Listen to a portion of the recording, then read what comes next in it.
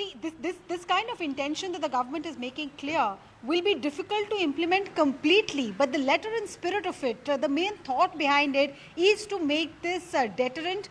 What is happening right now after Pahalgam, what we have seen after Pulwama and after Uri, we have made it clear that we won't shy away. Having said that, each one of the small arm targeted killing that we have seen in Jammu and Kashmir is also a terror attack, where hybrid terrorists are giving small arms and asked to take on or kill Kashmiri Pandit chemist in Srinagar, or a Golgappa wala on the Boulevard Road, or in downtown Srinagar. Each one of those are terrorist acts, and they have been designated so because in the charge sheets NIA has filed under UAPA, they have called them a terror act. So when you say that each act of terror will be treated as an act of war, how will you really make a distinction between something like what has happened in Pahalgam and something which is like a small arm hybrid terror kind of a situation? Yes. Having said that, I think the government is very clear that the innocent killing of civilians, targeting of CRPF personnel like we saw in Pulwama, or of army personnel like we saw in Uri, I think that call will be taken depending upon the magnitude of the situation. However, I can also point out to you that intelligence agencies are picking up that terrorists in Jammu and Kashmir, and about 130 of them are still active in Jammu and Kashmir, they are getting signals from their Akas in Pakistan, from ISI, to press the trigger, to do something to distract the security forces, to carry out, if needed, even a Fidayeen attack. So the current pressure on the Pakistani army along the LOC, along the international border, is eased out. Our forces have to rush in to tackle another terror attack. That's the kind of desperation that ISI is showing, but Government of India not backing off. Two-pronged thing. One, they're saying any other act of terror will be treated as an act of war. And second, be it BSF, be it Army, be it Air Force, or in the hinterland, even CRPF and JK Police, they're all on heightened alert right now to look for any instance where Pakistan tries to take this misadventure forward.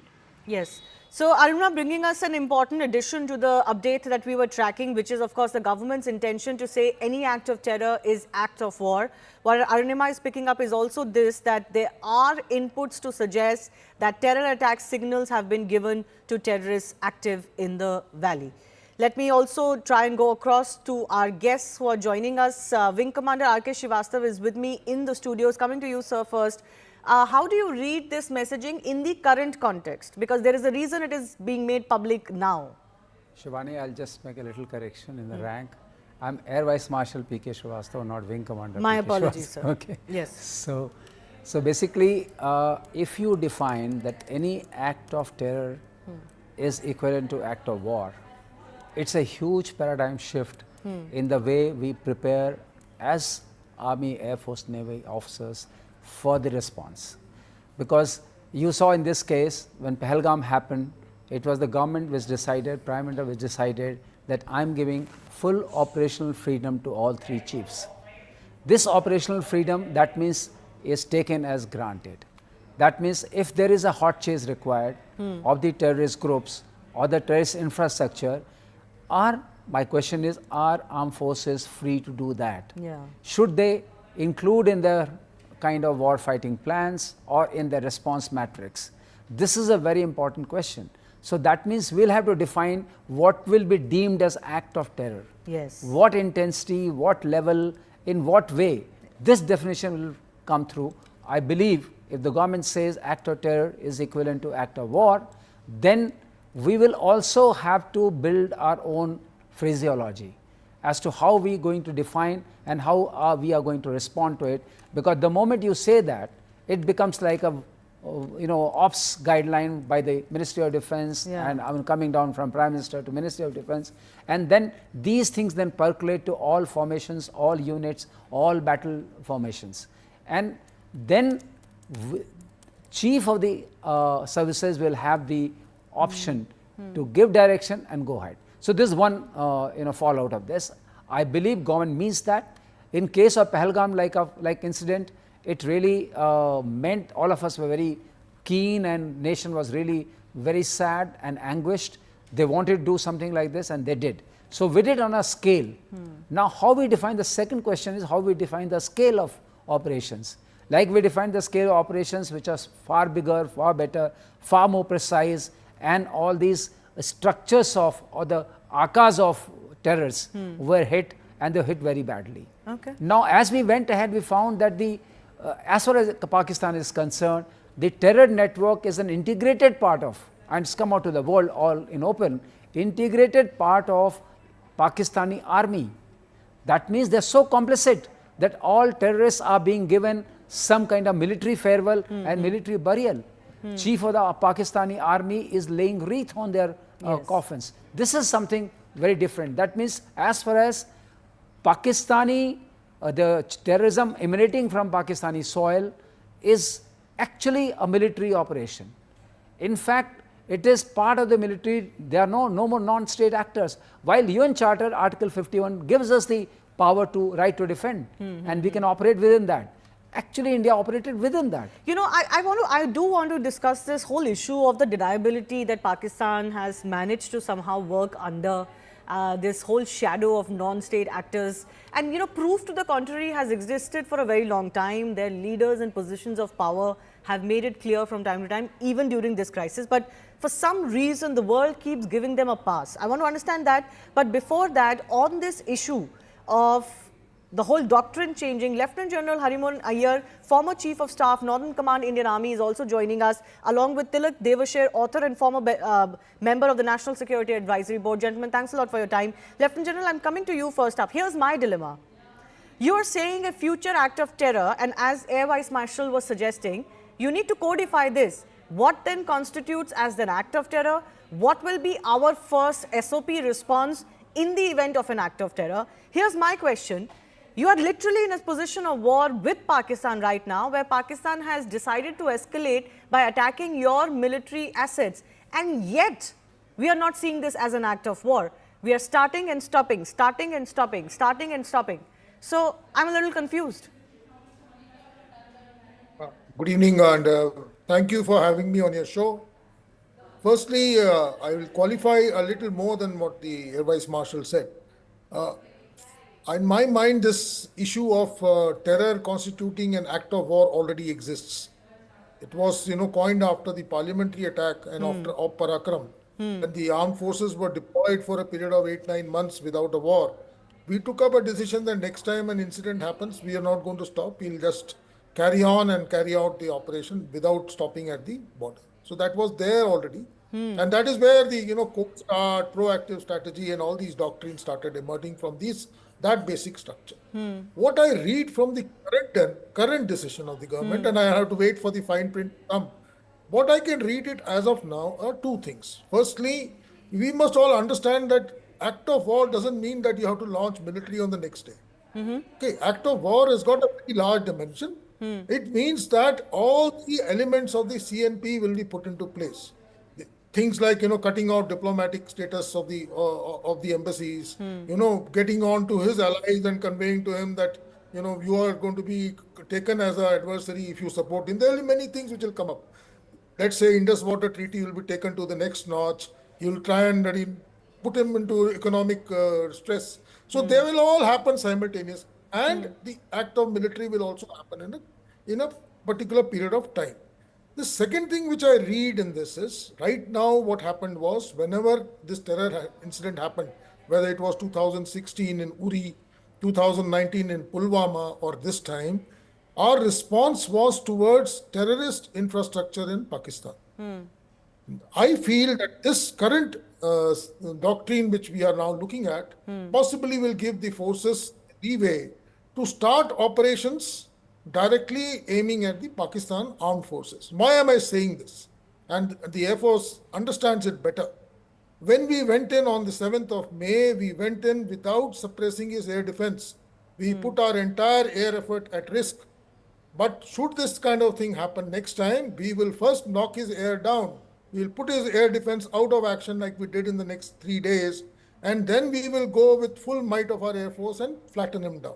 So that kind of a change in operation will possibly be there if we have already communicated that any act of terror will be taken as an act of war, because the objectives will change from terror infrastructure to enemies But sir, defense infrastructure, and we are free.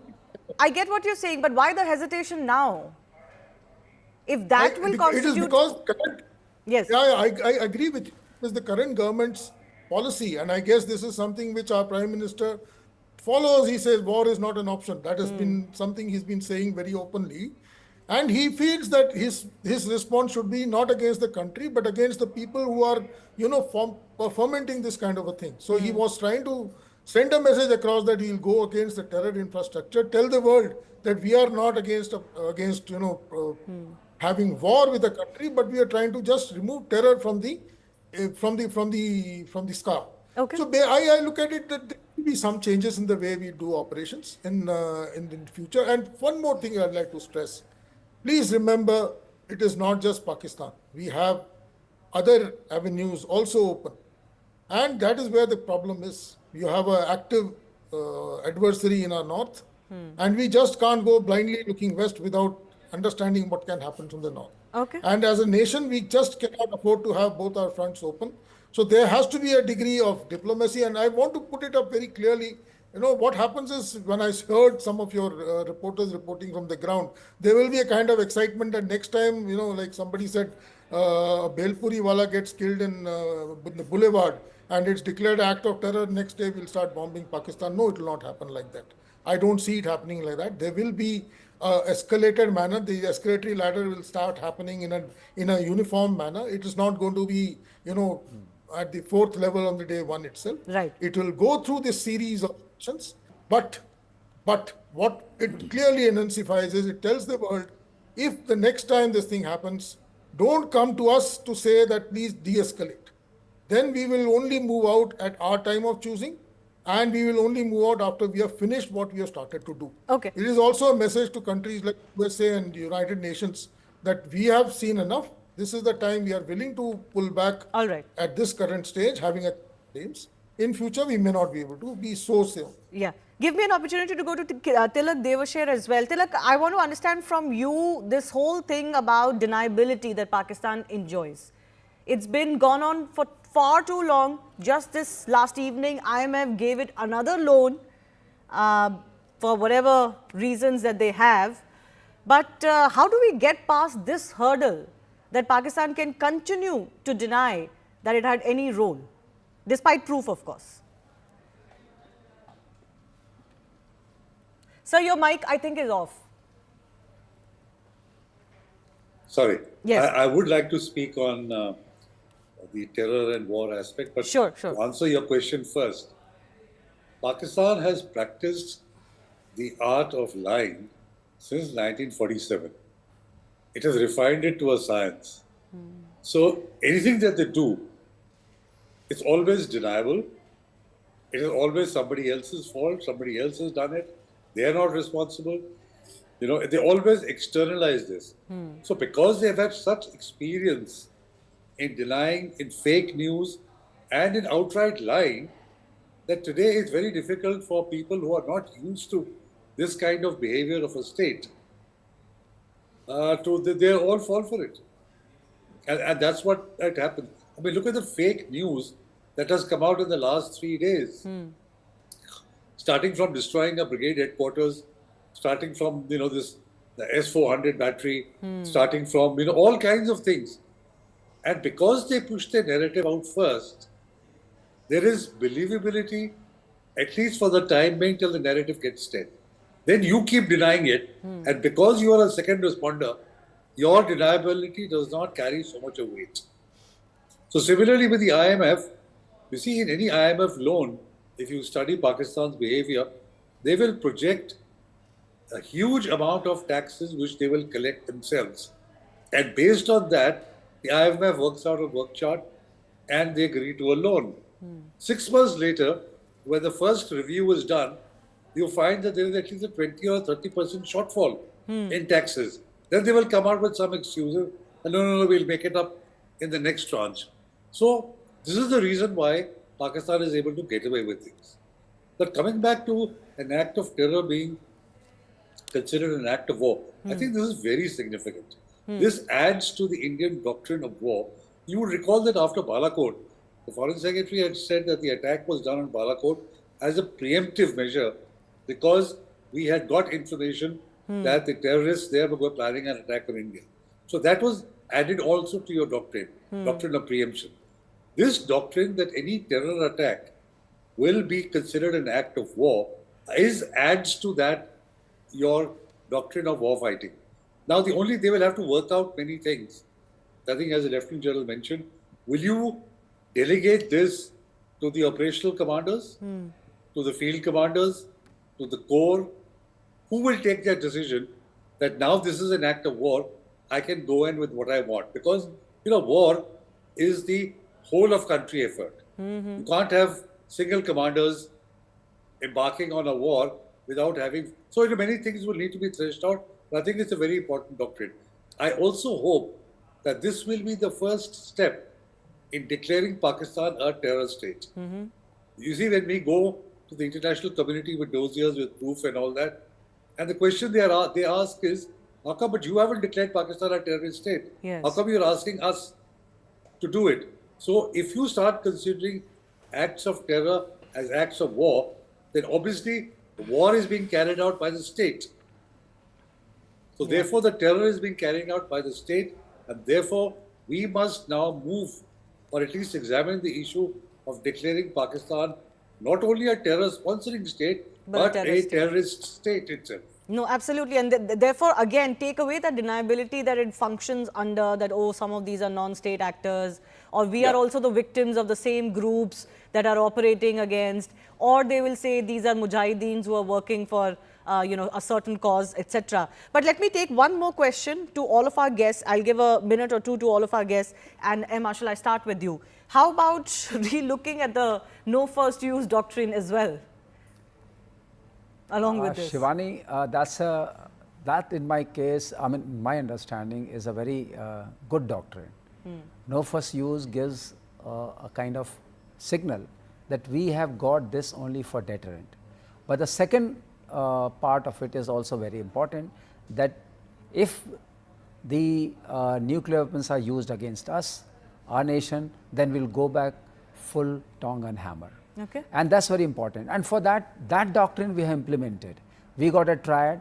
We have a second strike capability embedded in our plans and methods. That is what I meant when I said, if we say act of terror is equivalent to act of war, then we need to do a lot of work over it, create a lot of SOPs, create a lot of methods, procedures in defining the first step and the other steps. You know, the reason I asked this question, I'll allow Lieutenant General Harimohan Iyer to also come in on this, is because actually under this government, they have shown their intent that it's not set in stone. There is a quote of Defence Minister Rajnath Singh himself that people are reminded of today, where he had said that currently we have a no first use, tomorrow it could depend on situations. I totally agree with the current line of thought. In fact, somewhere around the first week of May, when every Tom, Dick and Harry from across the border was coming on air and threatening us with full spectrum of operations, I had even put on a tweet saying that we have to possibly qualify our no first use. Yes. Because if somebody is already showing intent of using a nuclear weapon against you, then we have to possibly tell him that they come situation, we should be in a position to even review this whole issue of letting him hit first and then me retaliating. That notwithstanding, we are a very big country. We have resources to take on a first strike. That's the basic essence of having a no first use. Pakistan unfortunately does not have the strategic depth. He does not have the kind of resources which can take a strike, and therefore he is put to be on the first use doctrine, unlike us. And like the APM said, we have the triad in place. We have a very, very robust command authority and people in place, which will be ensured that they can survive the first hit, and they can possibly deliver the knockout punch when the thing comes. Having a no first use does have a lot of merits, and I'm sure Mr. Tilak will be able to say more about it, because it has got implications in the international order, and we are seen as a responsible nuclear power. Certainly, I take your point there, but I also mean it from the point of view of messaging. Everything is about messaging, particularly to our enemies. And when one of your biggest enemies, your neighbor in Pakistan. Tilak, you want to weigh in on this? I have limited time, so as quickly as you can. Yes, you see, Pakistan is perhaps the only nuclear power which considers nuclear weapons as war fighting. Yes. Everybody else looks upon nuclear weapons as deterrents, and therefore nobody talks about it. Pakistan's ministers make such irresponsible statements. Even the defense minister just yesterday mentioned that if we are threatened, we will not let the world survive. Yes. Arey, get a life, It's not a war fighting weapon. So I think, and no first use also demonstrates that you have confidence in your trial, that in case there is a strike, you have a second strike capability. Pakistan is not confident. Pakistan fears that their weapons will be taken out first, and therefore they have this bravado of first use doctrine. I don't think so. Nobody will allow them to use it. Neither will China nor will the United States. So this first use doctrine and this minister saying कि हमारे पास पाव के bomb hai, it's so ridiculous because they are not war fighting weapons. Yes. Okay. I have to slip into a very short break. Gentlemen, stay with me. I know some of you are staying, some of you might be leaving, but we have to slip into a very short break. News and updates will continue in just a bit.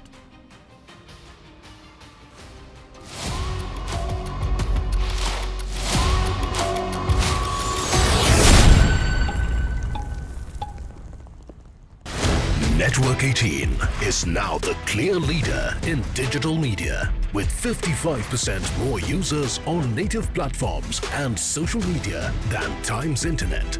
Network 18, the undisputed leader of news networks, way ahead of the times.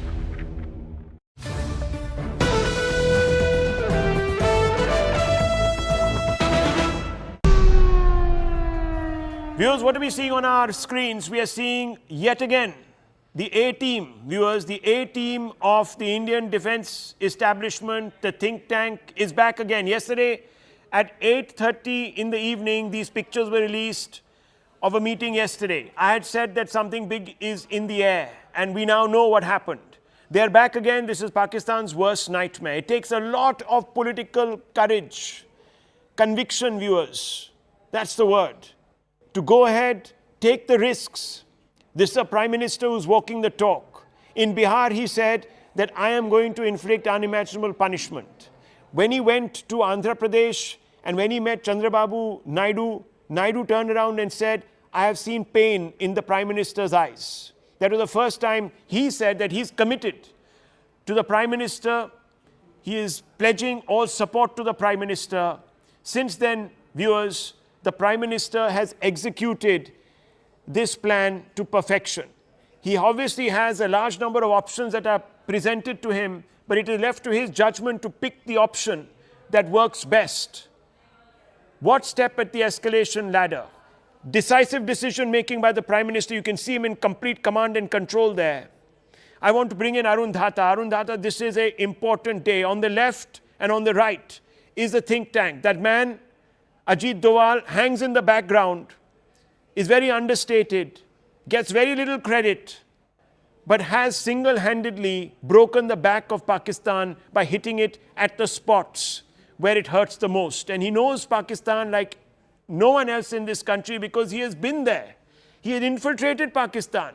He was in Pakistan. He knows how to speak Arabic and Urdu and all the languages that make anyone functional in Pakistan, go undercover in Pakistan. Arun Dhata, over to you, sir. Arun, can you hear me? That's right, Rahul, and that's the reason why you see the presence of NSA with Prime Minister each time. Whenever there is an important decision which Prime Minister Modi has to take either in the country or outside, you will find NSA Ajit Doval standing by him. And once again, in last couple of days, we've seen the presence of Ajit Doval here at 7 LKM, not only with the other officials, but we have seen that the separate meetings between NSA and Prime Minister Modi, that shows the confidence that he carries of Prime Minister Modi. And in these visuals, we can see that once again, Prime Minister is reviewing the situation with the Tri-Services Chief.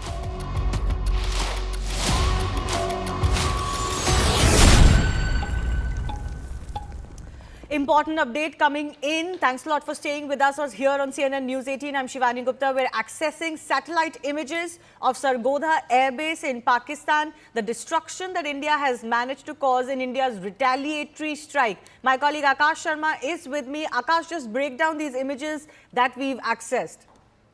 Right. So these are the satellite images, from this Twitter account, which normally posts the update like such. And these images are suggesting that runway of Sargodha Air Base is damaged and is damaged in the sort of retaliation that Indian Armed Forces, carried out after the attacks that were launched at different military establishment and infrastructures here in India. Now, Shivani, it is important because of the fact that Sargodha Air Base is the same air base from where Pakistan, launches JF-17 and F-16 fighters. And in fact, Mirage 5 also, if I'm not wrong, they have got a Mirage 5 squadron as well. One of their important air base where they have the fighter jets. And in retaliation, Indian Armed Forces have, it seems like Indian Armed Forces have destroyed the runway from where they cannot take off now, though we don't have clarity because these pictures are in fact are not of high resolution, but these images are suggesting that India has in fact achieved what in general when you try for your adversary, you try to hit for its critical assets and things like runways. And it seems like Indian Armed Forces retaliated and, have got this sort of destruction there. Yes, you're right. The images are not very high quality, but I can see them from a closer point of view here, Akash, and I can tell you that the main focus is that box on both sides of the images. On the right side, where the box is, you can see a break in the runway. So that is what is the possible runway damage that these satellite images are showing. And that could be what India has managed. I continue to have Air Vice Marshal R.K. Srivastava with me and Lieutenant General Harimoran Iyer as well. So what do you make of these images that we've accessed? This is only one of the, I think, at least 4 bases that India has retaliated against last night.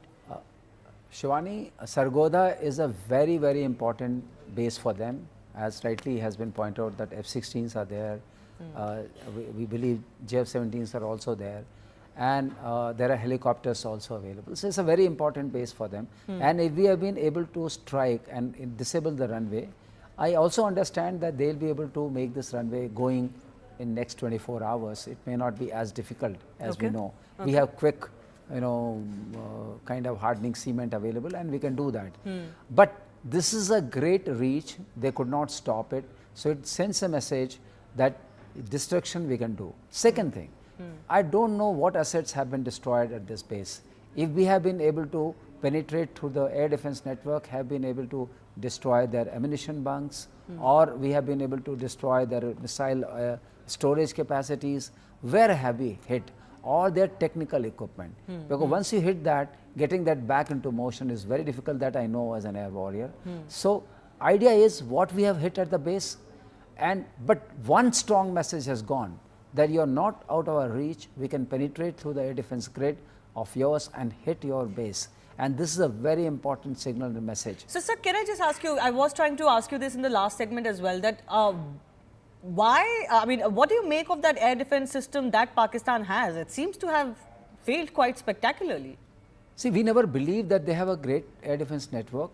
And it is proving that HQ-9 is recently acquired, is something like S-300 Chinese version. And it was supposed to be better than this, what I am seeing now in this conflict which is going on.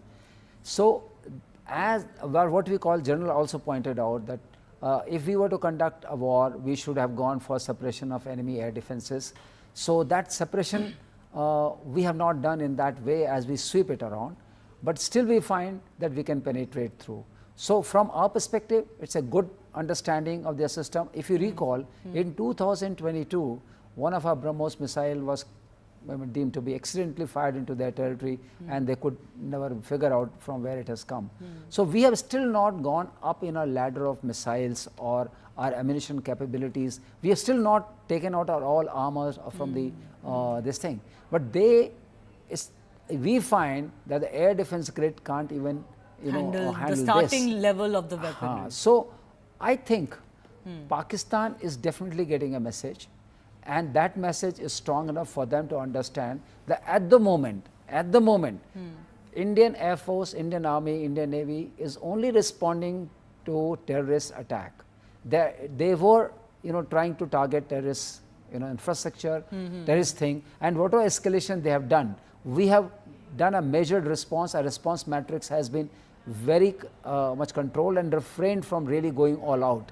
Yes. But if, lo behold, government says this act of terror is equivalent to act of war, then God forbid, we have enough ammunition and enough firepower and enough armed forces strategy, tactics, whatever you like to call it, including space assets, including EW assets, including IW assets, and net centricity, that we really take care of them. That's not a choice for them. Absolutely. Lieutenant General, you want to weigh in on these images? One of the 4 bases at least that we know of, including the Nurjan airbase that has been attacked, and that was one of the big ones as well. The damage is possibly only visible on the runway, as Air Marshal said, could be repaired, but it is more about the messaging right now. And it also, it's quite a wonderful, compilation of both telling your enemy that stand down, we are far more superior than you, but also not allowing any escalation from your side. India is playing a very fine balance here.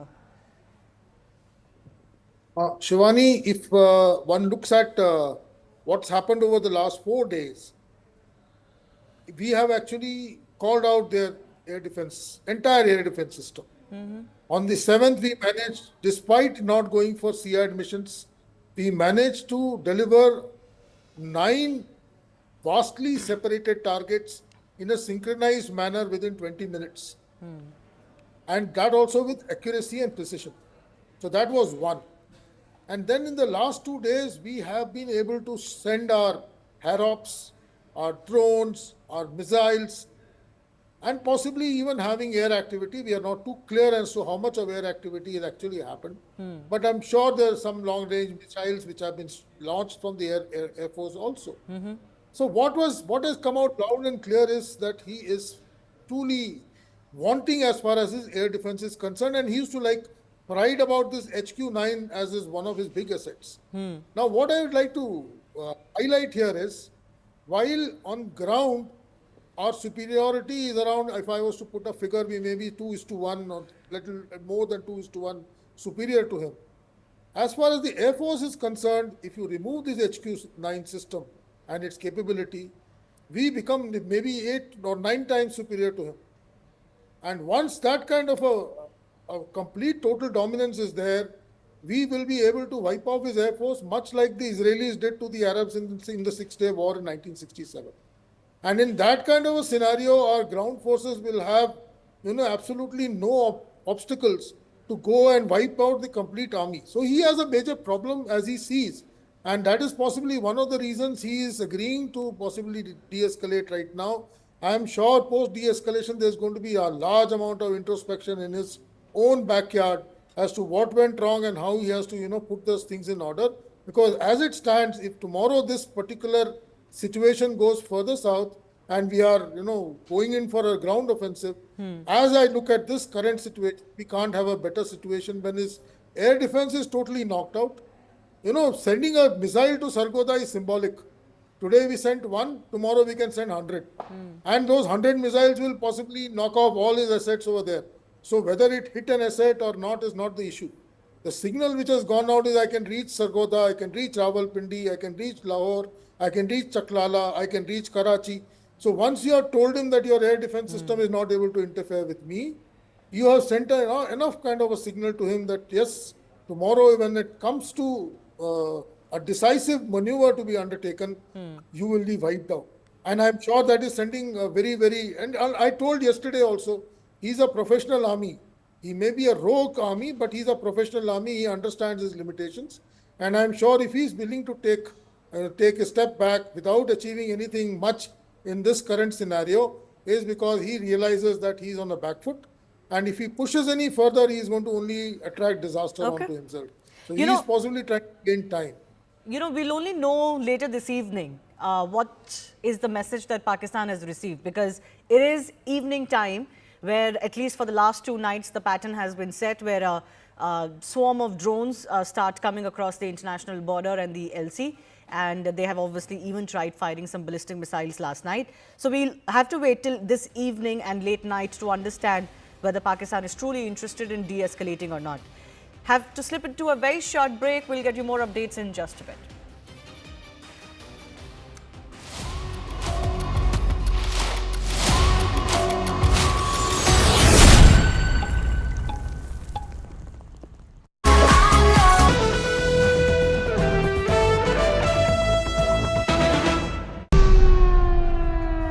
Viewers, what are we seeing on our screens? We are seeing yet again the A-team, viewers, the A-team of the Indian defense establishment, the think tank, is back again. Yesterday at 8:30 in the evening, these pictures were released of a meeting yesterday. I had said that something big is in the air, and we now know what happened.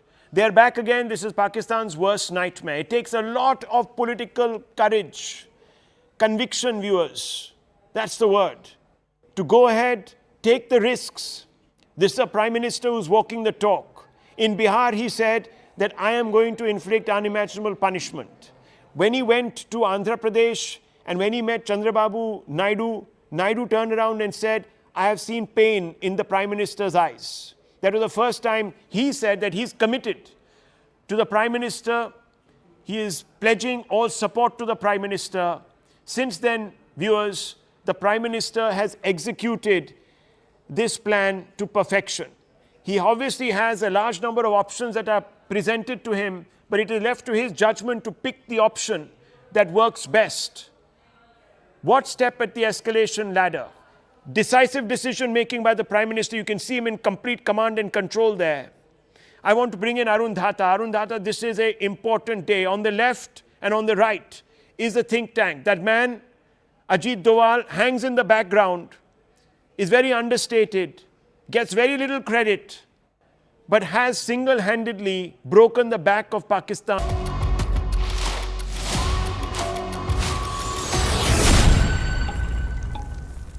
जोई town को आज लगातार पाकिस्तान की तरफ से निशाना बनाया गया और काफ़ी नुकसान जो है यहाँ पे जानमाल का हुआ है। आप देख सकते हैं कि जो यहाँ पे बिजली की जो हाई टेंशन वायर हैं वो जो है पोल नीचे आ गए हैं और यहाँ पे जो तारें हैं वो कट गई हैं और उसके साथ साथ मंदिरों को भी निशाना बनाया गया है। सामने आप शिव मंदिर देख सकते हैं। मैं अपने वीडियो को कहूँगा वो सामने शिव मंदिर दिखाएं, उसके पीछे की जो दीवार है वो आप देख सकते हैं सामने कि किस तरह से वहाँ पे मलबा आपको दिखाई देगा और यहाँ पे भी जो है शेल गिराए गए हैं। कम से कम 10 से 12 शेल इस इलाके में जहां मैं मौजूद हूं और वहां गिराए गए हैं और लगातार जो है लोगों में एक खौफ बना हुआ है। इस इलाके में कितने शेल फटे और कितना आप समझते हैं कि जो रिहायशी इलाके हैं, सब मकान हैं यहाँ पे? यहाँ कम से कम आसपास 1 किलोमीटर के एरिया में कम से कम 15 शेल यहाँ गिरे होंगे। एक तो ये हमारे सामने है जो ये गड्ढा पड़ा हुआ है, मंदिर के बिल्कुल पास है। फिर एक ये मंदिर के पीछे है जो वहाँ उनकी दीवारें भी डैमेज हुई हैं। सामने ये शॉप्स हैं जो इनके जो ये शटर हैं ये डैमेज हुए हैं। फिर इनके पीछे ऊपर वहाँ सामने गिरा एक, वो ऊपर सामने वहाँ पे गिरा है। आसपास यहाँ कम से कम कोई 15। जिस तरह से मंदिरों को, मस्जिदों को, गुरुद्वारों को निशाना बनाया जा रहा है पुंछ में, रजौरी में, कैसे आप देखते हैं इसको? कितना गुस्सा है आप लोगों में इस बात को लेकर? गुस्सा तो बहुत है। देखो पाकिस्तान अब अपने ये गलत तरीकों पे उतर आया। जो मंदिर हैं या जैसे पुल है, ये सामने पुल है हमारा, ये हाईवे का पुल है और छोटे छोटे बच्चे हैं, बहुत नुकसान हो रहा है। सर रात को यहाँ पे ड्रोन घूम रहा था, रात को काफ़ी देर वो यहाँ के पूरा यहाँ का जीपीएस सिस्टम पूरा ट्रैक करके उसके बाद यहाँ पे शेलिंग हुई। 5:30 बजे से लेके 5 बजे से रेगुलर यहाँ पे 10-12 बम रेगुलर यहाँ पे गिरे हैं। और यहाँ पे एक सबको पता है कि हिंदू पॉपुलेशन है, हिंदू पॉपुलेशन को टारगेट किया गया है। हिंदू मंदिर है, मंदिर के आसपास सिर्फ 6 बम फटे।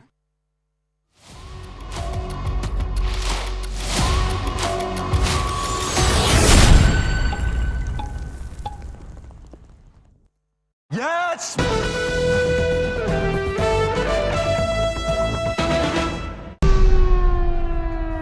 Viewers, what are we seeing on our screens? We are seeing yet again the A-team, viewers, the A-team of the Indian defense establishment, the think tank, is back again. Yesterday at 8:30 in the evening, these pictures were released of a meeting yesterday. I had said that something big is in the air, and we now know what happened. They're back again. This is Pakistan's worst nightmare. It takes a lot of political courage, conviction, viewers. That's the word.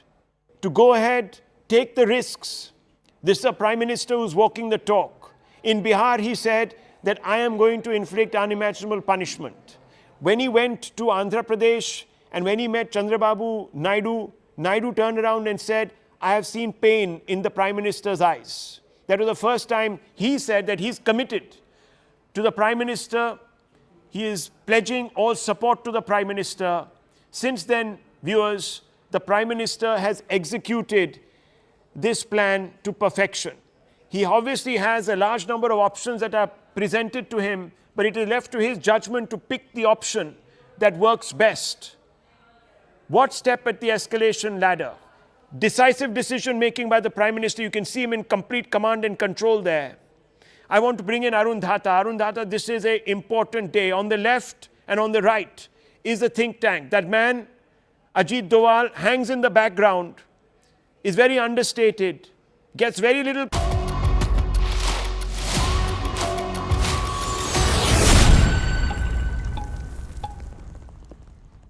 Well, this is the residential area. This is the impact spot. You will see that one of that, whatever projectile it was, landed here. Look at the impact spot.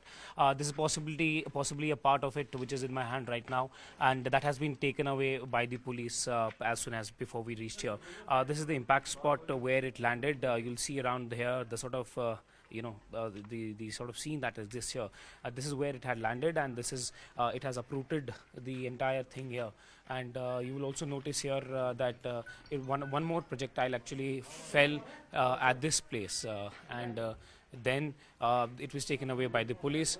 And what we've been told is that there's an active investigation going on, what it really was, what it really is. Now the Indian Air Force will ascertain that what really was brought down here.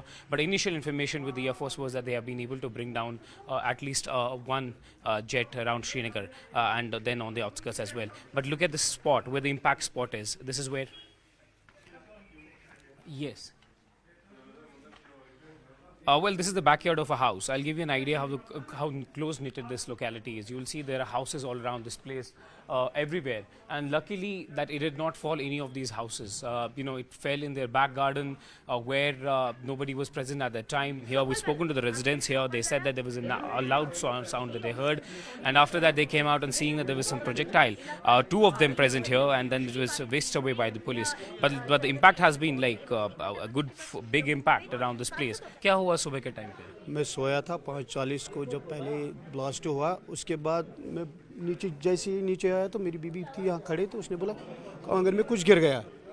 जो ही मैं बाहर आया तो वो ऐसे कुछ गिर गया, इधर ब्लास्ट हुआ है। वो एक शल यहाँ पड़ा था, दूसरा वहाँ पड़ा था, और वहाँ से और बिखरे हुए थे। कुछ समझ में आया क्या था, कैसे गिरा? आई डोंट नो, कुछ नहीं समझ में आया। तो दो काफी बड़े कितने बड़े ये प्रोजेक्टाइल थे? 1.5 फुट तक था वो। 1.5 फुट तक था। तो दो गिरे थे। एक शल इधर गिरा था, एक शल इधर गिरा था। अच्छा, तो शुगर है कि आपको कोई ये नहीं हुआ, क्योंकि काफी करीबी है। Approximately an hour ago, another incident happened out here near the Pathankot-Pakistan border. In fact, this is for the first time probably that a location in Himachal Pradesh has been hit by projectiles that have been launched from Pakistan. I'll just try and show you in the visuals over here. This is the crater that has been formed by the attacks that have happened, in fact, by these projectiles that have dropped over here. In fact, I'll just try and show you in the visuals over here. This is the debris that is left behind, and this debris actually gives an entire story of how this entire incident was actually very, very cowardly, and how the entire Pakistan is still trying to aim towards civilian population over here. Now, the initial reports and the initial reports that we are picking up at this point in time, that there are 2 injuries that have been reported. Both these injuries are actually minor in nature at this point in time, but yes, definitely the manner in which Pakistan is not understanding and is going ahead and attacking civil population out here in our country. This is something that is very, very concerning. It remains to be seen how will India respond to this. But yet again, at approximately 1 p.m. In the afternoon, this entire incident has happened, where at least 3 to 4 such projectiles have fallen in this entire vicinity. 2 injuries have happened. It remains to be seen what will happen eventually.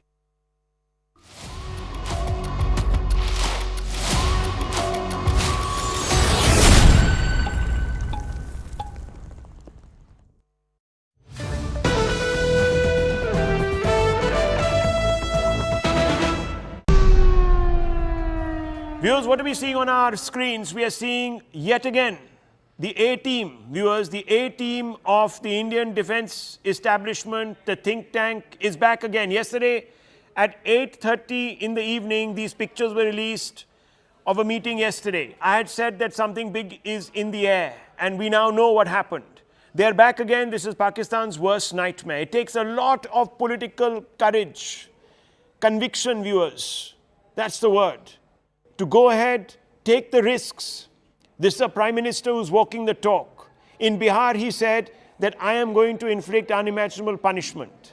When he went to Andhra Pradesh and when he met Chandrababu Naidu, Naidu turned around and said, I have seen pain in the Prime Minister's eyes. That was the first time he said that he's committed to the Prime Minister. He is pledging all support to the Prime Minister. Since then, viewers, the Prime Minister has executed this plan to perfection. He obviously has a large number of options that are presented to him, but it is left to his judgment to pick the option that works best. What step at the escalation ladder? Decisive decision making by the Prime Minister. You can see him in complete command and control there. I want to bring in Arun Dhata. Arun Dhata, this is an important day. On the left and on the right is the think tank. That man, Ajit Doval, hangs in the background, is very understated, gets very little credit, but has single-handedly broken the back of Pakistan by hitting it at the spots where it hurts the most. And he knows Pakistan like no one else in this country because he has been there. He had infiltrated Pakistan. He was in Pakistan. He knows how to speak Arabic and Urdu and all the languages that make anyone functional in Pakistan, go undercover in Pakistan. Arun Dhata, over to you, sir. Arun, can you hear me? That's right, Rahul, and that's the reason why you see the presence of NSA with Prime Minister each time. Whenever there is an important decision which Prime Minister Modi has to take either in the country or outside, you will find NSA Ajit Doval standing.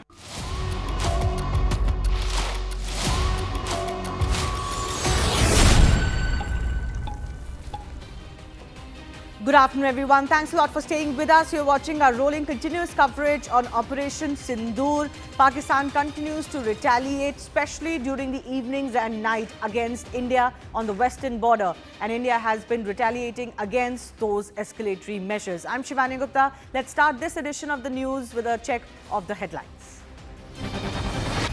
Prime Minister Narendra Modi chairs a high-level meeting at 7 LKM. PM met Defence Minister Rajnath Singh, NSA, CDS and 3 services chiefs.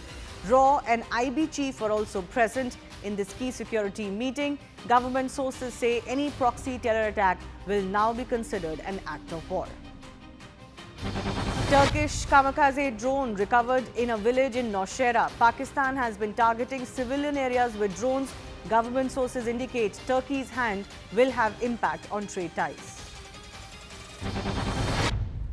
Saudi Foreign Minister holds a telephonic conversation with Minister of External Affairs in India, S. Jaishankar, and Pakistan's Deputy Prime Minister and Foreign Minister Ishaq Dar. Missile-like structures found in Jodhpur. Authorities have been alerted and a further probe is underway. Earlier today, bomb-like objects were also found in Rajasthan's Jaisalmer. And 5 most wanted terrorists were eliminated in Operation Sindoor strike on May 7th. Among those who were neutralized are Hafiz Mohammad Jameel, the brother-in-law of Maulana Masood Azhar, who was also involved in the IC 814 hijacking case. let's get you a quick check of some of the top visuals that we've been tracking from across the country. But first up, a quick check of what has transpired as far as across the border is concerned. So I'm going to play out visuals of how India launched retaliatory strikes at major Pakistani air bases. These include Rawalpindi Noor Khan Air Base, Murid Air Base in Chakwal, Rafiki Air Base in Shorkot. And India has also hit the Sagroda Air Base. These are images also from Lahore, where a missile-like structure has fallen on the ground and you can see Pakistani men around them. Sialkot, Narowal, all are areas that have been hit by very precise and very measured, non-escalatory, retaliatory strikes by India. And these are some of the visuals that we've picked up of the airbase. This one, of course, was possibly one of the biggest strikes. But remember, the one at Sialkot is extremely important as well. And just a short while ago, we also got visuals of how there is a possible runway damage at the Sagroda airbase that Pakistan has. Let me also get you a quick check of what are the kind of debris that are being found as far as the Indian side is concerned. So drone and missile debris is being found in multiple cities along the western border, along the international border. In Srinagar, Lasjan, there has been debris that has been found which could be, we don't know for sure, remnants of possibly a downed Pakistani jet. But also in the same area, a projectile has also been found. These are visuals of a massive crater that has been found in Gurdaspur in Punjab because of suspected drone hits. Other debris found in places like Udhampur in Jammu and Kashmir, Jalandhar in Punjab. There are bomb-like objects that have been found, projectiles that have been found, and of course lots of this evidence is being collected. On the far side of the screen is also one of those launch pads of Pakistan from where these drones were being fired towards India, and that has also been eliminated in a precise strike by India. A comparison of how Pakistan's attempts were thwarted by India and how India managed to launch counter-offensive strikes at the very heart of Pakistan, but also some of their key military installations to send them a message that you stop now or you face worse. So on the Indian side, of course, the entire LC and international border were once again hot all throughout the night. Remember, we also had updates that Fateh-2, a long-range ballistic missile, was fired towards Delhi, the national capital, by Pakistan, but it was intercepted somewhere over Haryana in Sirsa. But all along Jammu and Kashmir, Punjab, Rajasthan, up till Gujarat, the international border was extremely hot. On the other side, of course, not just targets like Lahore, Sheikhpura, Narowal, which are close to the international border, Islamabad, Noor Khan Base, there is Murid Air Base, but also something like a Rafiki Air Base, Sukur Airport, and others that have been attacked as far as India is concerned. As tensions continue to escalate between the two countries, top sources are telling CNN News 18 that India has decided that any future act of terror will now be considered an act of war against the country. It will be responded accordingly. This comes after a nervous Pakistan even sought a meet with Indian officials. We are being told that DGMOs of both countries spoke to each other as tensions continue to mount. This was a little bit in the early afternoon today. This is the first talks between India and Pakistan since Operation Sindoor.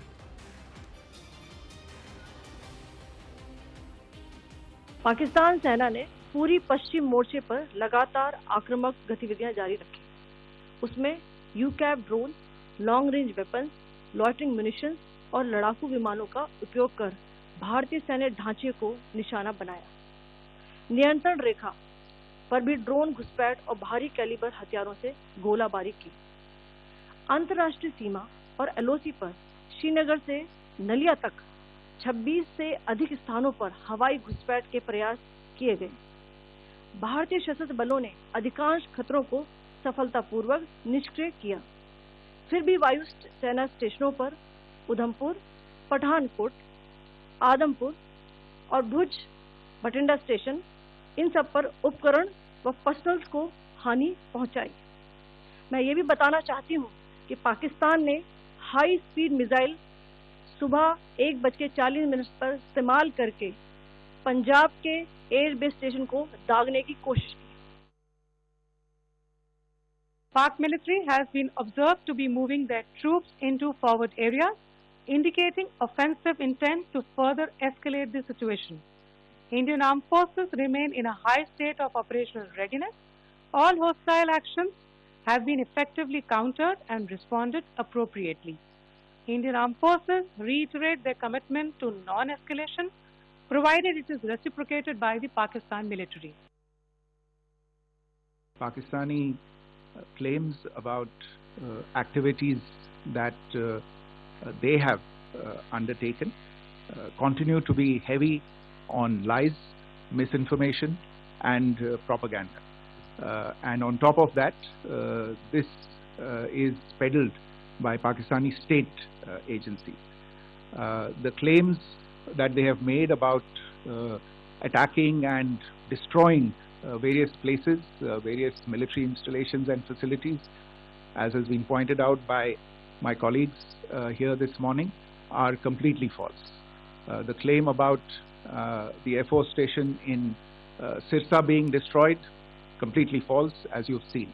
The claim about the Air Force station in Suratgarh being destroyed, completely false again, as you have seen. There's a claim that has been made that the S-400 base at Adampur was destroyed, completely false once again. Claims have been made about large sections of Indian critical infrastructure, power systems, cyber systems, etc. being attacked and destroyed, completely false. I would urge all of you and all those who watch this not to be misled by this tissue of lies that is being peddled by the Pakistani state for obvious purposes. Pakistani actions that have constituted provocation and escalation.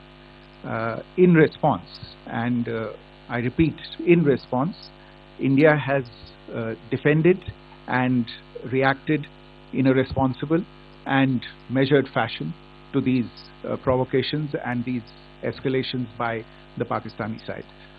Earlier this morning, we saw a repeat of this escalatory and provocative pattern.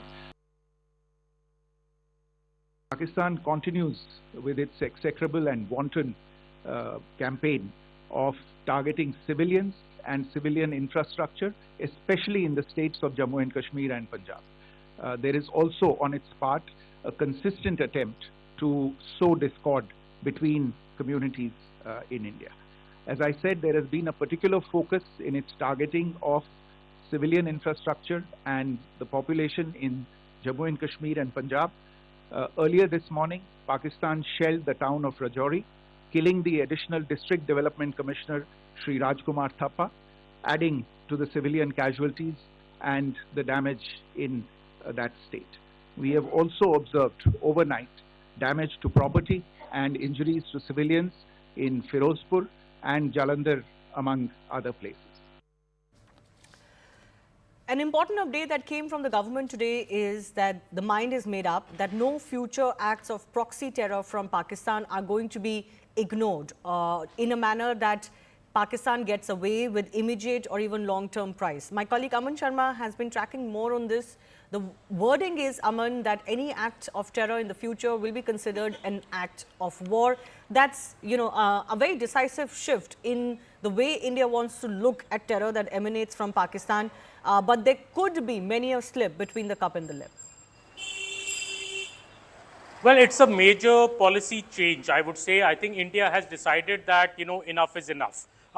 In the past, we have seen governments dealing with, acts of terror in different ways. We saw the UPA government, even after the Mumbai 26/11 strikes, not act militarily against Pakistan. We saw this dozier diplomacy being carried out, letters rogatory being sent, which didn't get anywhere, despite there being clear Pakistan state links to various terror attacks. In the Pathankot airstrike, I remember we even entertained in 2016 a Pakistani team here for a joint probe. Nothing came out of it. We have seen the Narendra Modi government go after terrorist infrastructure, after Uri, after Pulwama, and especially after Pahalgam under Operation Sindoor, when we have targeted 9 targets in Pakistan, all terror headquarters of Jaish, LET, and the Hizbul Mujahideen. But I think now the big policy change is that any future act of terror against Indian civilians will be seen as an act of terror, and India will act accordingly. This means that, if a Pakistan-sponsored terror continues, India will act against Pakistan militarily because it will be seen as an act of war. And many in the government are equating it to what George W. Bush had said after the 9/11 strikes, when he had said, if I quote, that, this is a war against all those who seek to export terror, and a war against those governments that support or shelter them. He called it a global war on terror. This is the same line that India is now taking, that governments who shelter terrorists, who sponsor terrorism against India, we will act them as an act of terror. And this is a major, I think, major policy change, because so far India has not taken this line. Even after Operation Sindoor, we have only acted against the military infrastructure of Pakistan when Pakistan escalated matters and attacked our Air Force bases, be it in Pathankot, Udhampur and Ardapur, tried to attack them. So I think India has only been attacking the military bases after we were attacked, but now India is saying that if you sponsor any act of terror against us on our soil, we will treat it as an act of war. Yes, and we were discussing this earlier, Aman. You mentioned, of course, the US's resolve post September 11, but we know that they actually fought a pretty protracted war in Afghanistan. There were some successes over that. It took many years to even get Osama bin Laden neutralized for them. But they stuck to that only to beat a retreat from Afghanistan when it became just too risky and too expensive to continue to stay. Not all of their ends were met. But here's the thing, for India to do this, it will have to become very clear that there will be a procedure set of what constitutes as an act of terror now, and what would be the immediate response that kicks in, and how would we differentiate between a small action versus what we know is a big action that has come from Pakistan. So all of that needs to be worked out. Well, absolutely. And, the linkages also need to be worked out, that, clearly we are talking about cross-border terrorism, which is state-sponsored. We are talking about that. If we see it in the context of what is going on, this all is coming, Shivani, amidst all these tensions we have seen in the last 2 to 3 days. And top government sources are now saying that it is Pakistan which is on the escalatory mode. In fact, what Pakistan is doing, it's strike terror amongst our civilians. So many civilians are dead on our borders as well, women and children and men. The Gurdwara of Poonch, we attacked where 3 people have died. This Christian school which was attacked where 2 children died. So all these also now acts of terror, because the civilians are being killed in a military offensive by Pakistan. And will India escalate now? Will India go to what end India will go to after the Pakistan, what it has done in the last 2 days, also is something that is going to be very, very carefully watched. US is trying to play mediator between both sides to de-escalate. But what I'm being told by Indian government sources is very clear, कि ईंट का पत्थर जवाब से ईंट का पत्थर दिया जाएगा. And if there are continuous attacks against us, we will not sit quiet till we achieve all ends of justice. Yes, that message is being sent continuously to Pakistan. It is failing or refusing to receive that message. We understand that as well, because its entire reason of being is to foment terror in Jammu and Kashmir and to disturb India's progress. Aman, stay with me. We've also got some more updates coming in, and this is with regards to the sites that India targeted first under Operation Sindoor. 9 different terror camps and about 25 strikes. Sky News' report is now confirming what India has mentioned all along, that these were terror sites. They fomented terror or trained terrorists, indoctrinated young people towards jihadi mindset, because a Sky News report is also proving that terror group supporters used to post from this very site that India had touched. Let's go across to my colleague Siddharth for more on this. Siddharth, I think they are talking about the Bahawalpur site, isn't it, in this report? And there is a mosque there, the markaz there, lots of sermons, etc. being given. But India has proof that this was, of course, a terror camp.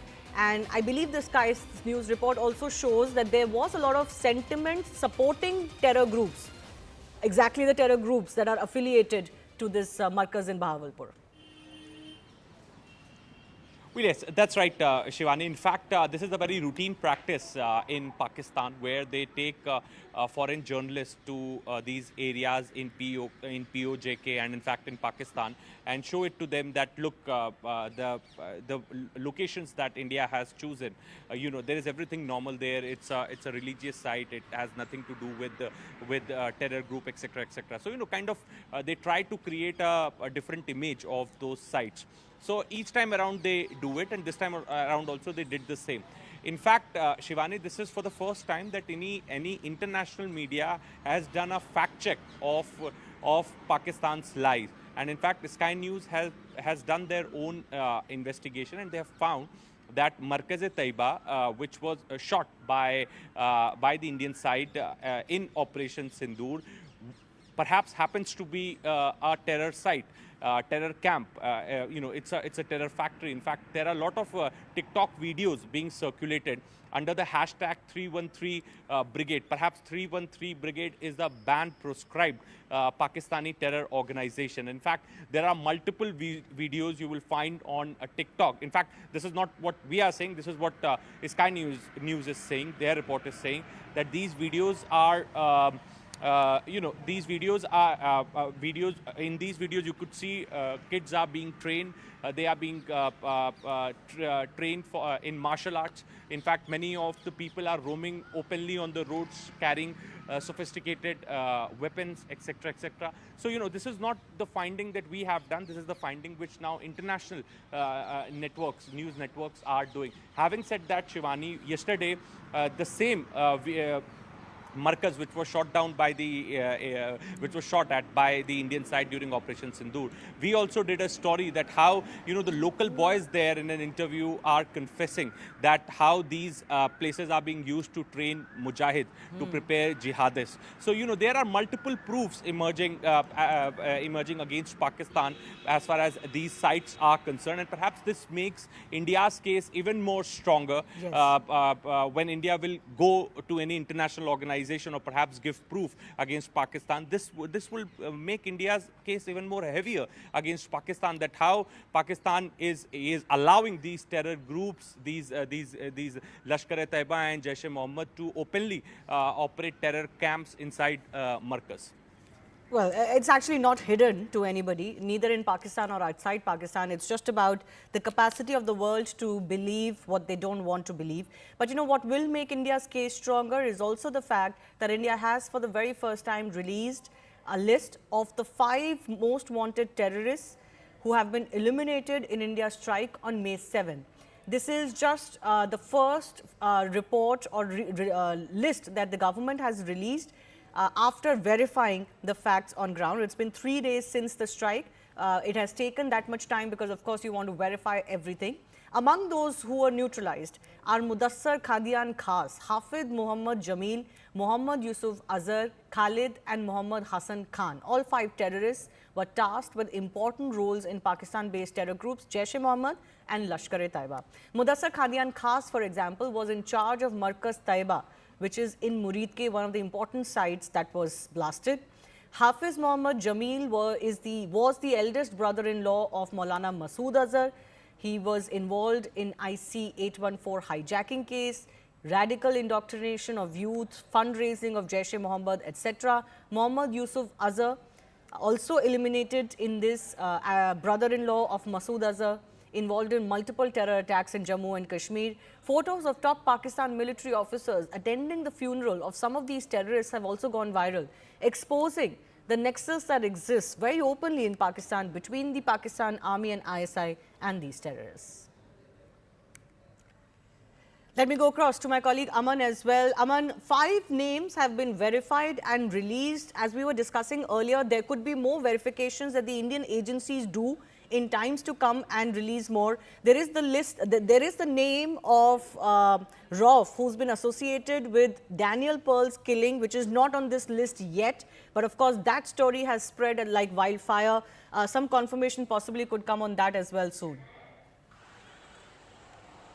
Yes, Shivani, see, this only strengthens India's case that Operation Sindoor was specifically targeted at the terror headquarters which are functioning from Pakistan, be it the LET terror headquarters in Muridke be it the terror headquarters of Jaish-e-Mohammed, Masood Azhar in Bhavalpur, or be it the terror headquarters of Hizbul Mujahideen in Kotli. And the first list of 5 people which India has confirmed dead in these strikes, very importantly, I think the first name, Mudassar Khadian Khas, as you said, he was in charge of the Markaz Taibe in Muridke. He's the one who's received a guard of honor at his funeral by the Pakistan Army. And this is a visual that India put out at its press conference yesterday and is also sharing with all the global countries to show that what is the Pakistani army doing at the funeral of a designated terrorist. Doesn't this show very, very clearly the links of Pakistan army with the Jaish-e-Mohammed, with the Lashkar-e-Toiba, with the Hizbul Mujahideen? You know, his funeral prayer, for example, was held in a government school, which was led by Hafiz Abdul Rauf, as you said,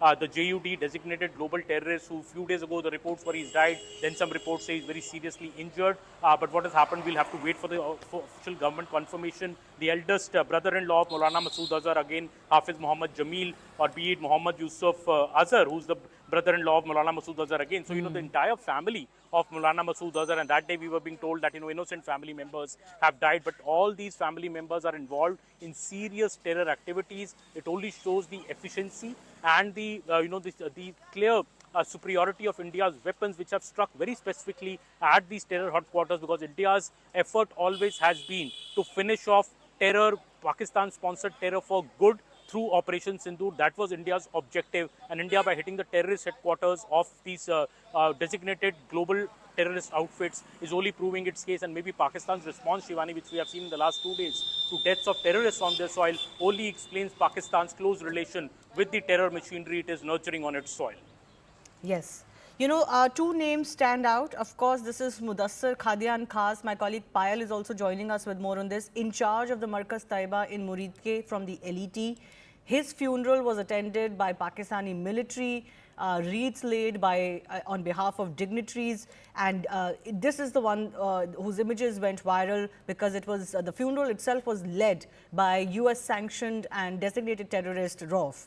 The other name that stands out for India's context also, Payal, is of course Muhammad Yusuf Azhar of the Jaish-e-Mohammed, one of the brothers-in-law of Maulana Masood Azhar. And he's the man who was involved, whose picture is on the screen. He was the one who was involved in the IC-814 hijacking as well.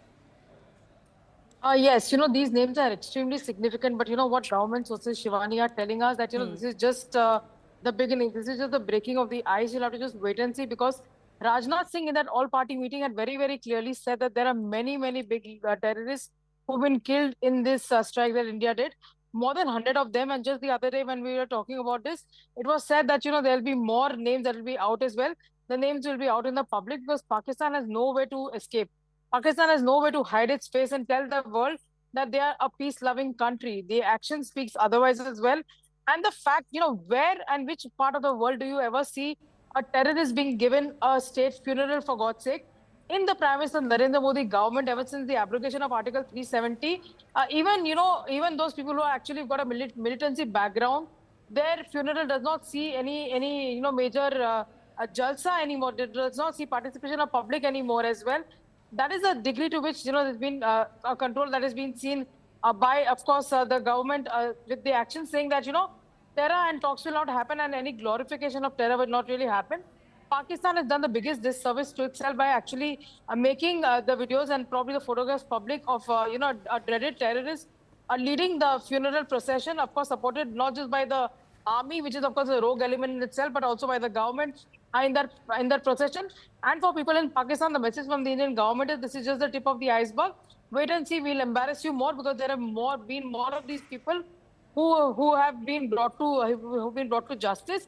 And there are many, many families who would actually feel the heat, given the fact that, you know, many of them have suffered for years together, waiting for justice to come their way. And in some form or the other, each of these terrorists would have bled somebody or the other. They're not here to do any charity, Shivani. Yes. And you know, one of the most laughable statements that were made by one of the ministers in Pakistan just recently is that there are no terrorists and no terror camps in Pakistan. And you know, I don't know if they didn't realize that some of the images of these state funerals for terrorists are already out and viral across the world, Payal. Well, absolutely. This is the biggest joke on planet Earth for Pakistan to really say that, you know, they have no link to terrorism, they have no link to terror. Then why on the earth are they so unhappy about these people being killed? They should be happy if India is doing the job that they should be doing? Shouldn't they be eliminating their own dirt? So the joke right now in the Indian political circles and Indian bureaucratic circles is that Prime Minister Narendra Modi has launched a very, very important campaign to get rid of the dirt of the country by calling it Swachh Bharat Abhiyan. Maybe that Swachh Abhiyan needs to now be extended to Pakistan. And also the fact that Pakistan has the audacity to say this, but a lot of shame must come the way of countries like Turkey, which have been beneficial out of India. India was the first country to reach out to them in the case of the national calamity, and they went on to say that they were supporting Pakistan because Pakistan was there to only find a peaceful solution. A shame on them actually to have actually supplied these drones to Pakistan, which Pakistan is using to target innocent civilians in India. Yes. My colleague Arunima is also joining us. In Pakistan, it is not new that some terrorists are declared dead, then they rise from the dead, as well as our Foreign Secretary Vikram Misri has mentioned in the case of one such terrorist. Now, what follows from here, Arunima, I want to understand from you, because India would want to take these names to the global community. How well established can it be through proof or evidences on ground that yes, these are the names that we've got? And I'm sure that process is still on for some others. Yes, Sajid Mir in fact came back from the dead. He Yes. was initially declared dead, and then when India mounted pressure and United Nations Security Council got into the act, they finally acknowledged that he was being kept in their safe house. Sajid Mir was wanted for 2611. Same is for Masood Azhar. How many times has Pakistan declared that he has a kidney failure or he has some other ailment and that he's almost on the deathbed, and yet he comes back each time to carry out yet another terror conspiracy.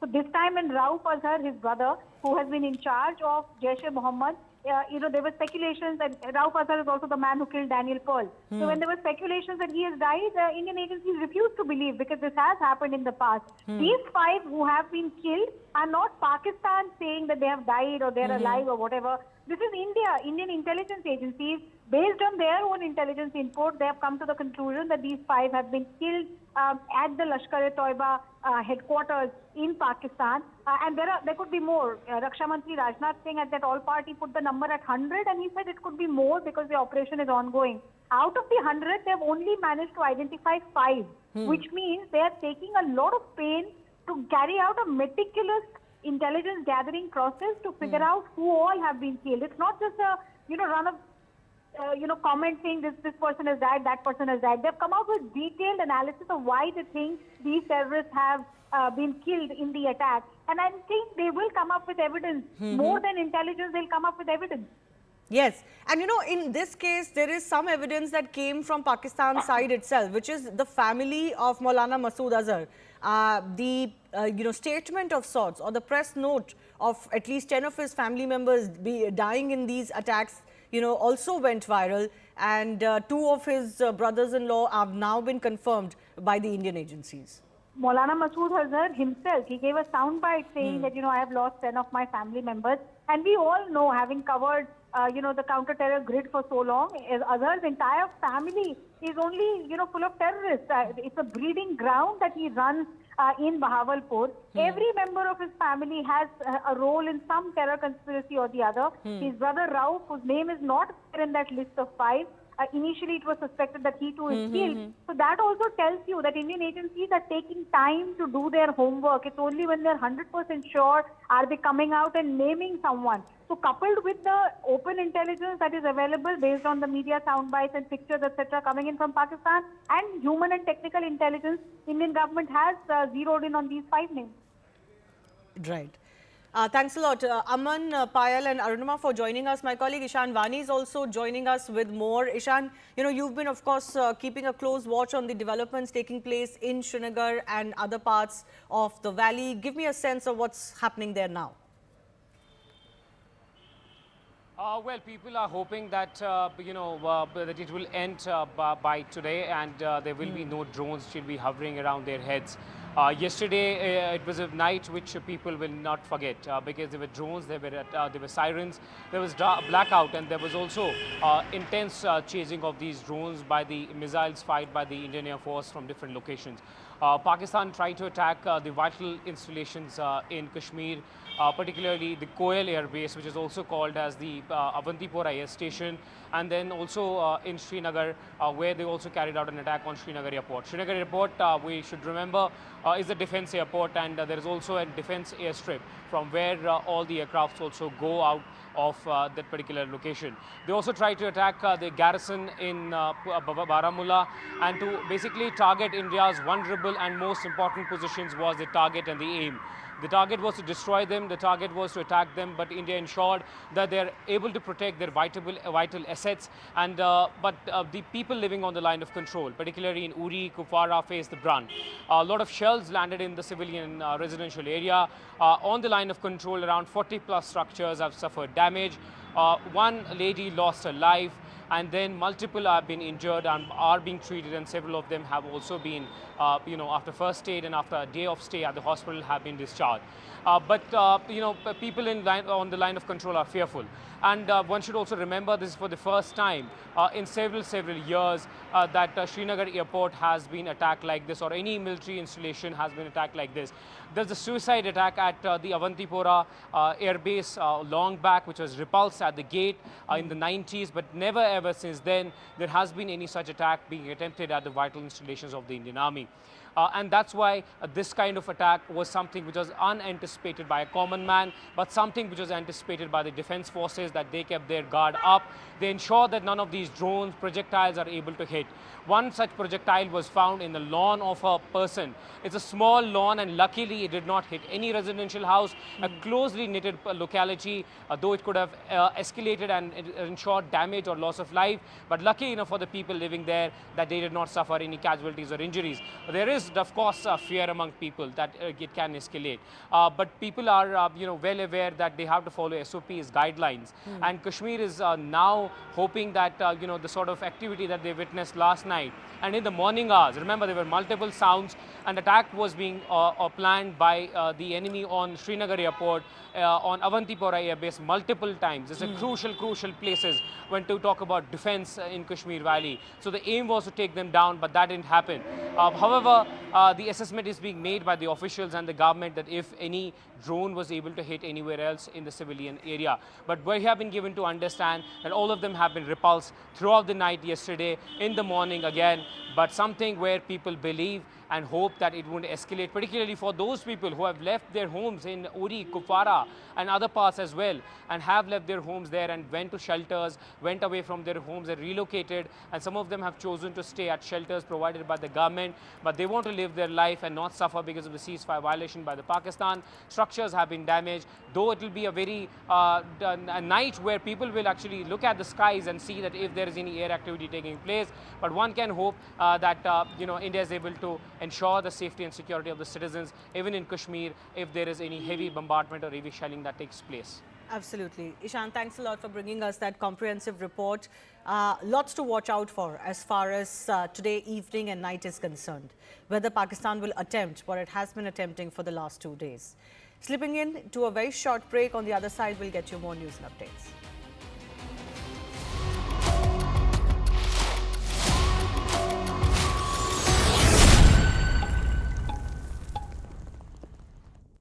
Shopping में मजा है ना?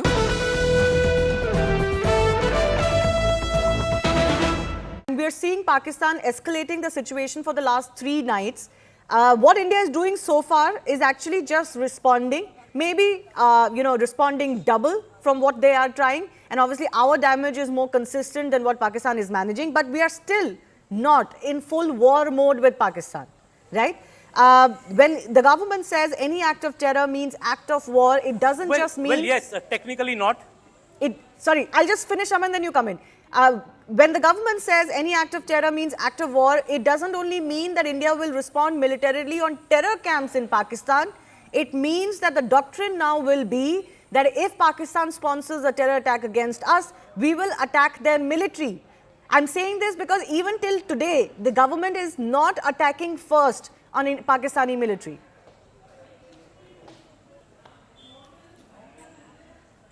Well, yes, we are not attacking first because our philosophy, Shivani, has always been, and even during the case of Operation Sindoor, was that we clearly said, even after Operation Sindoor, that our attack was on the terrorist infrastructure in Pakistan, the terror headquarters of the LET, of the Jaish, of the Hizbul, in Muridke, in Bhavalpur, in Kotli. We have attacked, we did not touch any military infrastructure. But I think this statement is now also coming from the fact that though we did not attack any military infrastructure of Pakistan, Pakistan has not followed those rules of the game. You know, in its response to Operation Sindoor, which India thinks should have never come, because for India the response was over with Operation Sindoor. You know, we had ended our offensive there.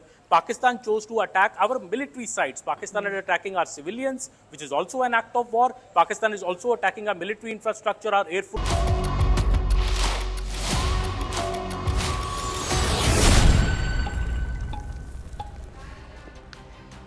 We're tracking the aftermath of the escalation that continues to come from Pakistan as we slip into evening on May 10. All eyes will be on whether Pakistan has learnt its lessons or will the deranged military leadership in the country continue to further escalate this situation. Let me also bring in my colleague Akash, who's been tracking a lot of these developments. Akash, what's the sense that you're getting from the military establishment in India on what Pakistan could attempt next and how prepared they are for everything?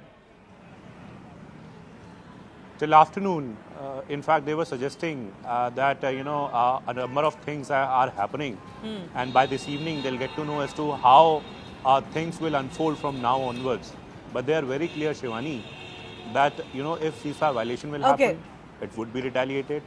If drones would come, it would be retaliated and everything. Akash, just hold on with me. We're getting a very big update as far as a possible de-escalation between the two countries is concerned. Donald Trump, US President, has now announced that India and Pakistan have agreed to a ceasefire. What exactly are the contours of this? What are the conditions to this? We don't know. I'm just getting the statement from Donald Trump, the US President, for now, that India and Pakistan have agreed to a ceasefire. This is not an announcement, mind you, that has come from the Indian or the Pakistani side, although there were some notes made by the Pakistani leadership this afternoon that they were willing to de-escalate if India does not attack them any further. That in fact was the precise message that India wanted to send to Pakistan, that you better stop now or worse will follow. Has US now finally managed to mediate some sort of a de-escalation? That's the tweet coming in from Donald Trump. After a long night of talks mediated by the United States, I'm pleased to announce that India and Pakistan have agreed to a full and immediate ceasefire. My colleague Anand is also joining us with that tweet. Look at this one straight up. After a long night of talks mediated by the United States, these are the pictures. I am pleased to announce that India and Pakistan have agreed to a full and immediate ceasefire. Congratulations to both countries on using common sense and great intelligence. Thank you for your attention to this matter. Now, this is significant because it's Donald Trump who's announced this exactly at 5:33 p.m. IST. That's when he has made this announcement. He's just posted this placard on his Twitter handle. So, President of the United States making the announcement earlier in the day. Shivani and Siddhant will be joining us any moment now. And viewers, please remember, earlier in the day, we had the Secretary of State, Marco Rubio, having a direct conversation with General Asim Munir. It was not even with Shehbaz Sharif, but with the Pak Army Chief, Asim Munir. So, America very clear who needs to be spoken with. And after that conversation, Secretary Marco Rubio had a conversation with External Affairs Minister E.A.M. Jaishankar and that is S. Jaishankar. So there has been conversation and America got involved on the morning of 10th of May, that is this Saturday, after what happened late last evening, the direct escalation by the Pak military and the immediate retaliation by Bharat. So America asking both nations to dial down immediately, and then through the day what we have seen is both sides trying to give each other an off-ramp, with Shehbaz Sharif claiming that they have avenged whatever was inflicted upon them by Bharat. And making some tall claims at their end, which a lot of it the PIB has already fact-checked as false. But on the other hand, Bharat also telling Pakistan that any future act of terror will be equated and considered an act of war. That's the biggest off-ramp that Bharat could have given to the Pakistanis, and that itself hints at a de-escalation. But it's an uneasy 24 to 48 hours going forward now, because the fact is that at this point, it's an uneasy 24 to 48 hours because there is confirmed intelligence that has said that Pakistan has already sent in infiltrators. So there are jihadi groups which are on Bharatiya soil. Now, if there is any attack at any military installation, then Bharat has given a clear warning not just to Pakistan but to the entire world that if there is any other incident that happens, so future does not mean in 2 months, 3 months, 4 months, it means 2, 3, 4 months, 6 months, 8 months, but it also means the next 24 to 48 hours and at immediate in this one. Yes. To our colleague Zaka Jacob, who's also joining us with more perspective. Zaka, possibly the only man who could have influenced both countries to agree to this, but important to note here that India hasn't announced anything yet.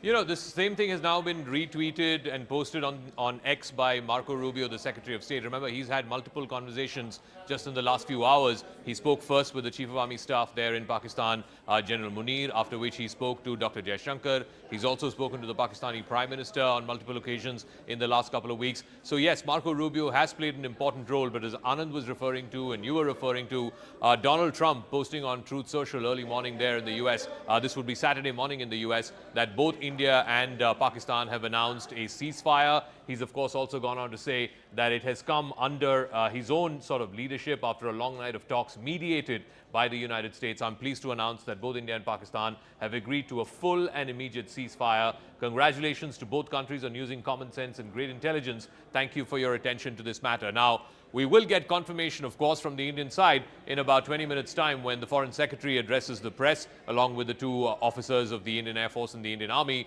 But what has brought this about is going to be a critical question. I think the fact that India responded in a proportionate and very effective manner, taking out some of the frontline and forward air bases of Pakistan, that is an absolutely critical factor that played a role in getting Asim Munir to climb down. Secondly, the conversation that Marco Rubio had directly with the army chief, bypassing, in a sense, the civilian government, bypassing the prime minister, because let's face it, at the end of the day, this was a military matter, and a military matter at the end of the day is decided by the Pakistan army chief. I think that phone call played an important role, which is why right after the President of the United States put this out on his Truth Social, it was Marco Rubio who then put a screenshot of that up on X, up on Twitter, saying that both India and Pakistan have agreed to a full ceasefire, an immediate ceasefire, under, of course, Donald Trump's leadership. Now, we've been talking about this, why, you know, the Americans have been taking a very hands-off-ish approach. J.D. Vance, a couple of days ago, speaking to Fox News, said, you know, it's not our problem. It's countries, Pakistan and India. It's up to them to figure it out.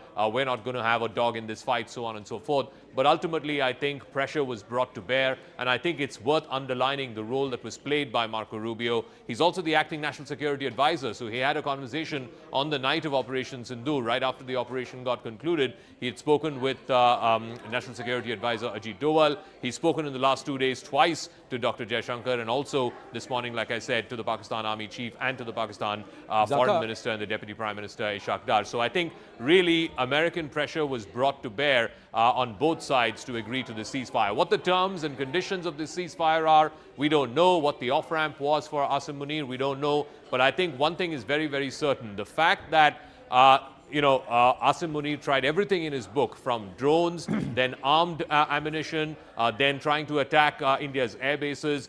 None of that succeeded. And India, on the other hand, gave him an effective and proportionate response. And that seems to have really got better sense to prevail. What this will mean in terms of, what is his own future, his own tenure as continuation as Army Chief. Remember, his tenure is up in November and he's not got an official extension yet. So maybe he might actually get replaced, because let's face it, in this entire, if you were to keep scores in this entire thing, Asim Munir did not even get to land a punch. Forget about trying to go one up on India. It was Pakistan that escalated. Pakistan could not find escalation dominance in each of those rungs, and now it has been forced to climb down. So I think at some level this has to be good news, because things were getting a little out of hand in that sense. But now Donald Trump saying that there has been an immediate ceasefire. Both parties have agreed to it. What the contours of it are, and of course confirmation from the Indian side you will get in about 20 minutes time. Is this the reason why that the briefing is at 6 p.m. and there is some perhaps calibration one? Will there be an official confirmation coming in from External Affairs Minister itself, or will it be Mr. Vikram Misri itself who announces that? That's one point. The other thing is, was this the biggest hint that was dropped when government sources revealed to CNN News 18 that any future act of terror is equal to an act of war? Perhaps that's the biggest term and condition that Bharat has set, and somewhere it looks like it's Bharat that's setting the terms and conditions. The biggest term and condition is, if there is another act of terror on our soil, then it is an open act of war and it's gloves off. So that's perhaps the basic threshold, and the threshold itself has been redefined now, Zaka, and I think that's something which we should focus on, saying that's the only term and condition that Bharat has accepted. Oh, absolutely. I think you're bang on. I think that played a critical role, and I think the fact that that was put out a couple of hours ago, I'm sure the Americans played a role in getting that accepted by both sides. Now, what that means essentially, Anand, is that an act of terrorism now can be treated as an act of war. What it means is India can then directly take on the state that it believes is sponsoring this act of terror. So it's states that launch an act of war, and therefore the next terror attack that happens, God forbid there were to be one, then India does not need to distinguish between non-state actors and state actors. It can take visible action against the state that is sponsoring this non-state actor and causing a terror attack. Also, an act of war means the UN Charter 51 kicks in, which means a state has the right to self-defense, which also means that if any armed attack or any use of force is made which threatens the people of a country or which threatens the territorial integrity and sovereignty of a country, then that country has every right to defend itself. So by equating an act of terror to an act of war, basically what the government of India has managed to get as let's say a huge fillip from the Americans, and of course the Americans would have imposed that on the Pakistanis, is that don't you dare attack India again, because if you do, then the certain portions of the Geneva Convention will not apply to us. We will not distinguish between non-state actors and state actors. That bogey which Pakistan has been sort of peddling for the last 30 years, the distinction between those two will completely blur. Yes. Any act of terror will be considered an act of war, which means India will be well within its right to defend itself against the state actor, which is Pakistan. Let's try and dwell on this a little bit more with you only, Zaka, because in the past, time and again, even after 26/11, the attempt to try and hyphenate terror with Pakistan, to hyphenate proxy war, the attempt to bleed India with 1,000 cuts with Pakistan state was defeated. Bharat was not able to do it. This perhaps is the biggest moment in Bharat's strategic posture, that as a nation we've been able to convince the world that this is the condition that applies. An act of terror is equal to act of war, and if Bharat has credible evidence to show that it's emanated from Pakistan, it's against the entire Pakistan state. Somewhere do you believe that this is perhaps the first time that Bharat is actually setting the terms and conditions? So the terms and conditions apply are very strict ones, and it's not multiple lines, that it's just one line. Yeah, you know, I think it's absolutely critical because for the last 30 years, Pakistan has been using this proxy warfare, bleeding India by 1,000 cuts. And every time, you know, India asks for accountability, there's plausible deniability. Pakistan says we have nothing to do with these fellows are non-state actors. That excuse no longer holds. But I believe J.D. Vance has also now tweeted. So the Vice President has tweeted, the President, of course, making this official on his Truth Social account, the Secretary of State, who's played a very critical role in mediating between India and Pakistan, he's also put it out on X. So I guess, you know, three very senior members of the cabinet of Donald Trump have put this out now there in the public domain. So they can't be wrong. Like I said, Trump has also put it out on his X handle. Will come up in the next few minutes. But I think you're right about, you know, the problem was there is something called the Comprehensive Convention on International Terrorism. Yeah. It never got adopted by the United Nations. Prime Minister Modi has been talking about this since he became PM in 2014. We have to have a standard and acceptable international definition for what constitutes terrorism. That, you know, we've been banging our heads on a wall, really, trying to get the international community to see reason, trying to get the international community to adopt that Comprehensive Convention on International Terrorism. What is a universal acceptable definition of terrorism? That has not come to be. So now India has pushed the envelope. use this Operation Sindoor and the aftermath of that, the escalation that Pakistan has done and the counter and the proportionate response that India has given to really redefine how India will now respond to acts of terrorism. It will be treated as an act of war. An act of terrorism by the Lashkar-e-Taiba or the Jaish-e-Mohammed or the TRF will now be equal to an act of war by the state that sponsors them, which is the state of Pakistan. So an act of terror will be an act of war by the state of Pakistan, which means, like how do you want to break down what J.D. Vance is saying? Over the past 48 hours, VP Vance, Secretary Marco Rubio's post on X, VP Vance and I have engaged with senior Indian and Pakistani officials, including Prime Ministers Narendra Modi, Shehbaz Sharif, External Affairs Minister Subramaniam Jaishankar, Chief of Army Staff Asim Munir, and National Security Advisors Ajit Doval and Asim Malik. I am pleased to announce the governments of India and Pakistan have agreed to an immediate ceasefire and to start talks on a broad set of issues at a neutral site. We commend Prime Ministers Modi and Sharif on their wisdom, prudence and statesmanship in choosing the path of peace. So this is what's been put. So over the last 48 hours, if conversations were going on, then how did the IMF bailout happen and how did the ballistic approach by the Pakistanis happen? And should Pakistan even be trusted in this matter? Or has Bharat, by setting that bar, saying any act of terror, future act of terror is equal to an act of war, raise the bar to a particular level that it's a very thin line that Bharat is holding on to? There is no more patience. There is no more trying to look the other way and withstand these attempt to bleed India with 1,000 cuts. Zaka. No, so what it also means, I'll go to after you. Given what Secretary Rubio has just tweeted, that over the last 48 hours, Vice President J.D. Vance and myself have engaged with senior Indian and Pakistani officials, and he's naming a whole host of them, from Prime Minister Narendra Modi to Pakistan Prime Minister Shehbaz Sharif, the Foreign Minister Dr. Jaishankar, the Chief of Army Staff General Munir, National Security Advisors Ajit Doval and Asim Malik of Pakistan.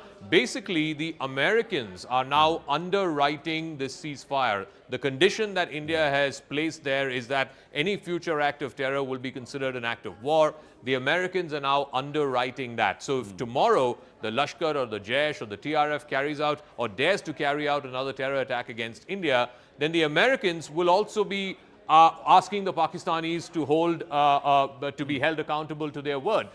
This is like, the Americans are the underwriters of this insurance policy. Basically, what India has managed to extract through this crisis of the last 3-4 days is this insurance policy, which is underwritten by the Americans, the superpowers of the world, that if tomorrow the Pakistani non-state actors, and no matter how much plausible deniability the Pakistani state has and Pakistani state actors have, the fact is, if tomorrow there is a terror attack and if India has reasonable doubts or evidence to show that it is emanated from Pakistan, then it will be considered as enemy action. It will be considered as an act of war by the state of Pakistan. And this is being now underwritten by the Americans. So tomorrow, like I said, tomorrow if there's going to be a terror attack, India can turn around to the Americans and say, you gave us this guarantee. Now you hold Pakistan accountable to its word. Yeah, but the other thing is that the jihadi tanzeems are not going to be happy about this, Zaka. The jihadi tanzeems are baying for blood. There are jihadis who are also already there. These terror outfits and their proxies are already there on Indian soil.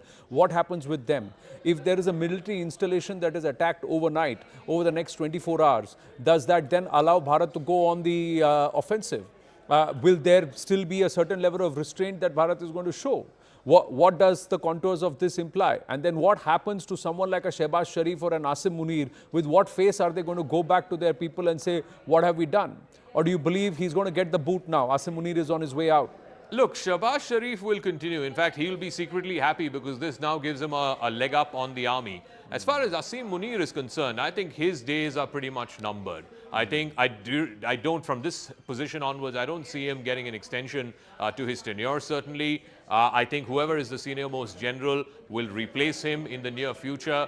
Because at the end of the day, like I said, he has nothing to go back to his people with. He has no face to show his people. He has no military victory of any sort to go back to his people with. If you look at the previous tenure of General Bajwa, when Pulwama happened and India did Balakot, at least General Bajwa had the sort of bogey or the excuse of turning around and telling his people that, look, we had an Indian pilot in captivity, we released him, and now, we've got a win to show for his domestic constituency. And he managed to get an extension. In November 2019, he managed to get an extension for another 3 years as Army Chief. I don't think that's going to happen with Asim Munir. Asim Munir has basically come across as incompetent.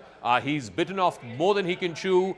Too much of rhetoric, too much of grandstanding with that speech that he made to the Pakistan overseas community a few weeks ago. A week later, Pahalgam happened, and people are making a direct link between that speech and what happened in Pahalgam. And the fact that despite escalating every single day over the last 3 days, he's not been able to show even a single win back home to his domestic constituency means that he's pretty much toast. I don't see him sort of lasting in his job for too long. Certainly, I don't see him lasting beyond November, which is when his tenure gets over. As far as Shahbaz Sharif is concerned, I think, you know, as ineffective as he is, as weak as he is, I think he will actually consider this as a political win because it gives him a leg up over the army. Right. We are counting down to that press conference and that media briefing, and perhaps there will be detailed answering of questions. And sab sham ko sab batayenge is what was said in the morning. Will they say that? Zaka, thank you for your inputs. Feel free to jump into the studio with us.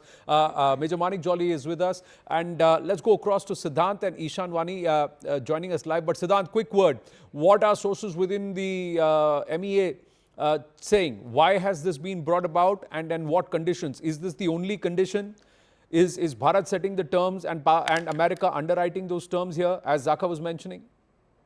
Well, look, this announcement has come from President Trump. In fact, Vice President Vance was involved, and Marco Rubio. In fact, we know that he spoke to both foreign ministers. He spoke to Shehbaz Sharif. Saudi Deputy Foreign Minister was both here in New Delhi and Islamabad. So, you know, we were, getting the sense that U.S. and Saudi, both these countries have been, using their leverage with India and Pakistan to perhaps, bring de-escalation. But now we're getting to know that, in fact, this is what sources in the ministry are telling us, that the stoppage of firing and military action between India and Pakistan was worked out directly between the two countries. So India here is not giving any credit to America or Saudi Arabia. In fact, India has to say that the Pak DGMO initiated the call, perhaps something which we broke first in this afternoon, that there has been a call initiated, and after which only this has been decided. This afternoon, discussion took place and understanding reached. There is no decision to hold talks or any other issue at any other place. So Marco Rubio has written in his post that both sides have agreed for a talk. Perhaps Indian side has made it very clear that they are not going to, go for any kind of talks with Pakistan. Now, this is what sources are telling us. What they are going to say on record, perhaps would something be really interesting to see. In next 15 minutes, we'll have Foreign Secretary Vikram Misri taking questions from media, and we will definitely ask what does he have to say. Perhaps how did this understanding achieve? So in that case, that means from Bharat's position or from MEA sources or government sources, the fact is that ceasefire is because the Pak DGMO picked up the phone and had a conversation. So there is one part. The other thing, that as JD Vance has tried to claim that they will sit down and talk at a neutral place, that talk is not happening. So Bharat's position that talk and terror cannot go hand in hand continues. Well, yes, absolutely, and in fact, Anand, this one, because India never believes in taking the issue of Pakistan or perhaps sitting with any other country to resolve the issue, or perhaps whatever issue India has with Pakistan. India believes in handling it bilaterally, and perhaps maintaining the same line. This is what sources are saying, that there's going to be no talks, and this understanding has been achieved only when DGMO Pakistan decided to establish contact with India. In fact, Anand, one thing is very important to highlight, if you allow me. Then usually such calls are made, even if you go through the war histories, Anand, such calls are made when there are large number of casualties on your side. So for the evacuation purpose, to take out the bodies, the one country calls the other and requests for a ceasefire or an understanding. Perhaps I don't know what has happened inside Pakistan. We really don't know. The word is that there is some serious damage that's been inflicted. Thank you for your inputs, Siddhant. We are standing by for the press conference. It's all being set up. We should go across to it sharp at 1800 hours. So Major Manik Jolly, you have 6 minutes to make your point. Can we trust the Pakistanis? One, here. Two, is this happening because Pakistan has suffered serious reversals? Is India giving up just at the time when Bharat had the advantage? 3 and 4, the setting up of the condition. Talks and terror won't go hand in hand. One. Secondly, any future act of terror is equal to act of war. That means the sword continues to hang over the Pakis. Yep. Thank you, Anand. So firstly, once the terms of agreement come through, we'll know much better actually on what ground the ceasefire has been agreed to. Overall, I would say a lot of people like me would be disappointed because the thing is, there is a time for ceasefire. This was not it. We had Pakistan cornered. We had Pakistan on its knees. We were dominating militarily. We had air superiority. We had cut off the water. We could have isolated them economically. The briefing is starting. Sorry, I have to interrupt. Go ahead. I have a very brief statement to make. Following that, as you know, there will be a briefing by my colleagues from the military. The Director General of Military Operations of Pakistan called the Director General of Military Operations of India at 15:35 hours this and in the air and sea with effect from 1700 hours Indian Standard Time today. Instructions have been given on both sides to give effect to this understanding. The Directors General of Military Operations will talk again on the 12th of May at 1200 hours. Thank you.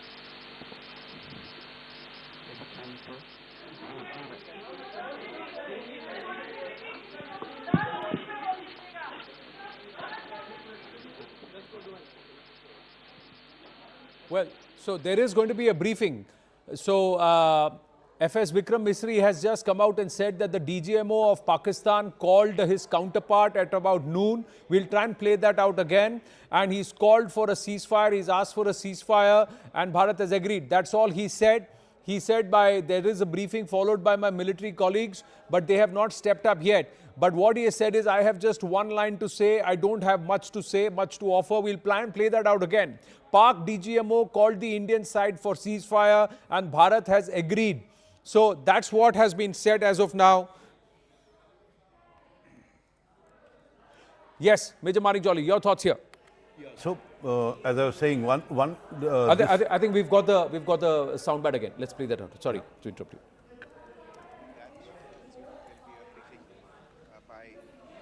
35 hours earlier this afternoon.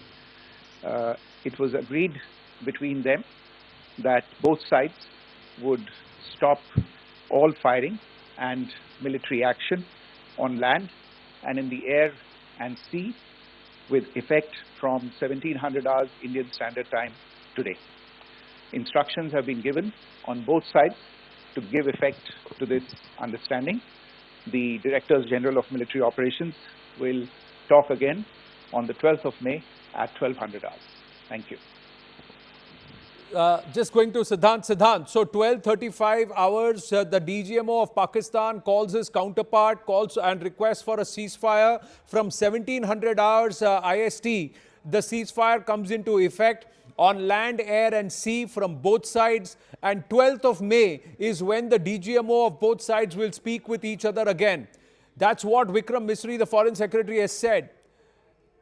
Well, yes, that's right, Anand. In fact, what Mr. Misri went on to confirm is that both sides are going to meet on 12th of May. Perhaps that was something which we wanted him to clarify. And in fact, he clarified himself that there's going to be the meet between both sides on 12th of May. In fact, what my colleague Akash is reporting that in 2021 also the DGMO level talks only, could result in ceasefire. Perhaps this time around again, Pakistan used similar communication pattern of communication to reach out to India. And in fact, as we were discussing before, Anand, usually countries, do outreach through DGMO lines when there are serious casualties.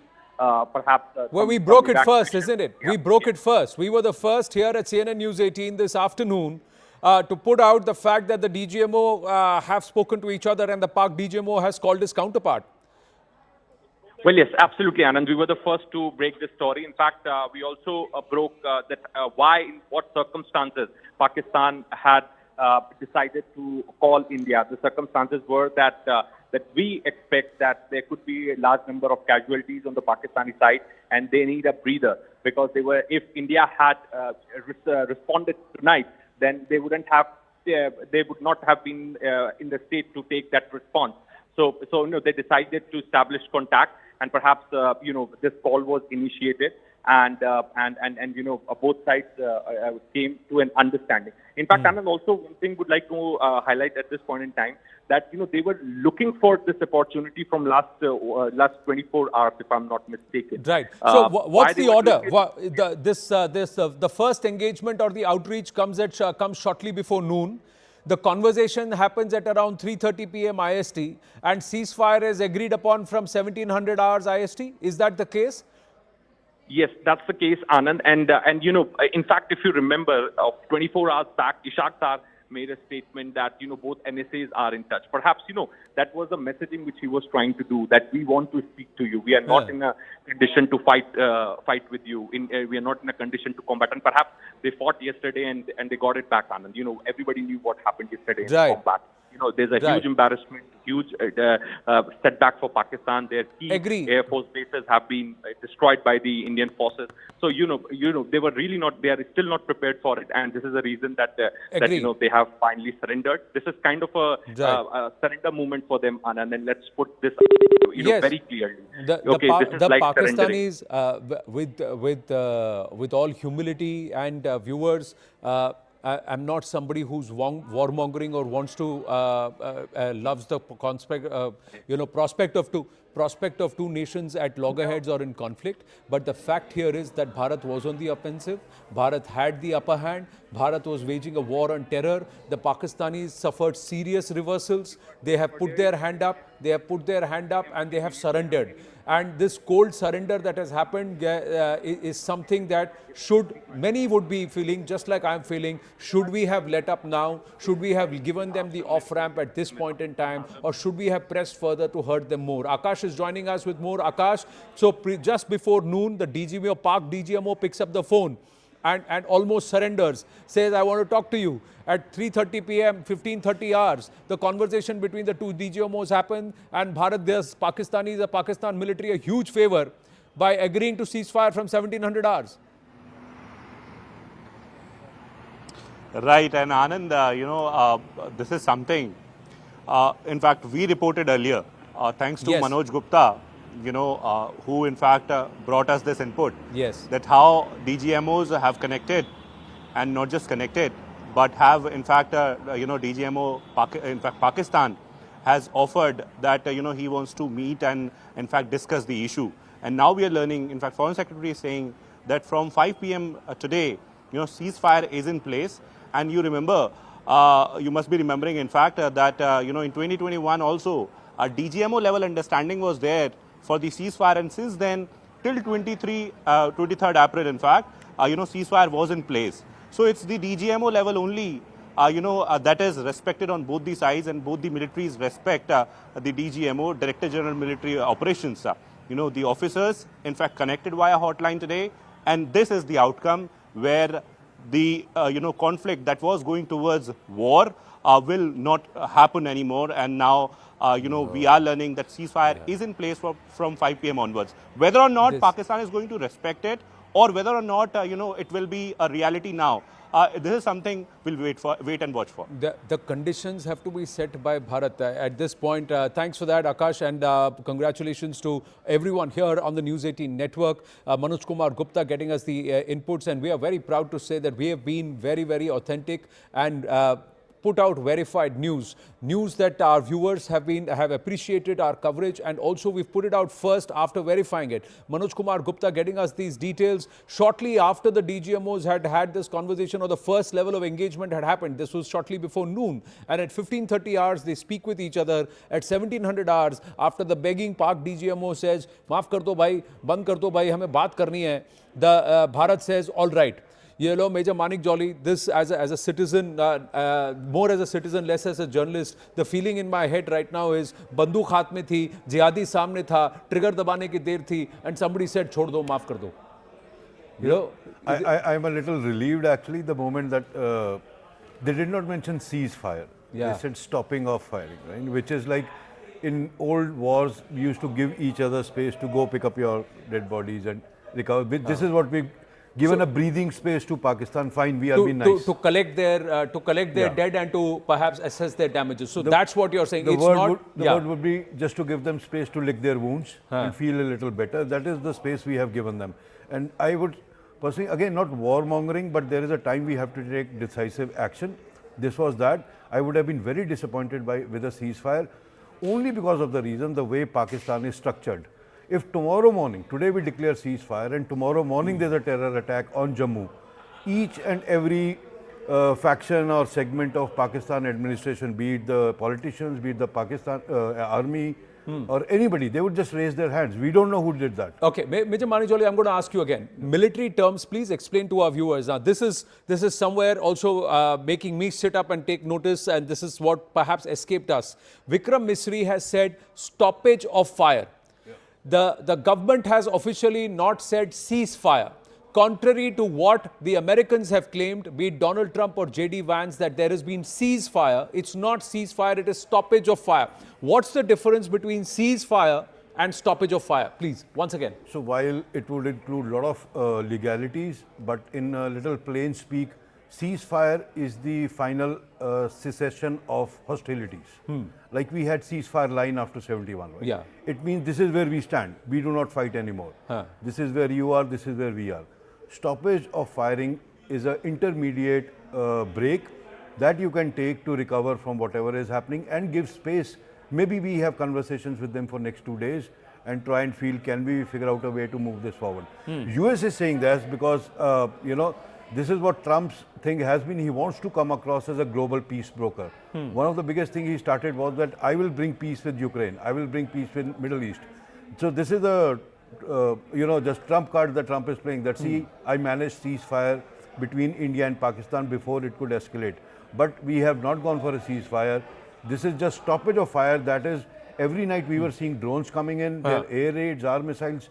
That will stop till the time next conversation happens. That is till the 12th of May. There is stoppage of fire. Pakistanis can lick their wounds, they can collect their dead, but India is not dropping its guard. Bharat is not changing its offensive posture or posture of high alert. And between now and the 12th of May, if there is another act of terror on Bharatiya soil, then it's gloves off. Finish them off. I mean, there's no other answer. Harsh Shingla ji is with us. Harsh Shingla ji, would you want to delineate the difference between what the Americans are claiming and what Vikram Misri ji has said? Americans are saying ceasefire between Bharat and Pakistan. Vikram Misri ji has said stoppage of fire till the DGMO speak on the 12th of May, starting 1700 hours. There is a difference between the two? Well, essentially, both are saying the same thing, except that it is, in our side, it is more precise, that it is calibrated until the DGMOs meet on the 12th of May. So until that time, there will be, you know, a ceasefire on all sides, you know, ground, air, you know, naval. And I think from that point of view, you know, a lot of questions are still out there. I mean, all we have said is that the hostilities will stop.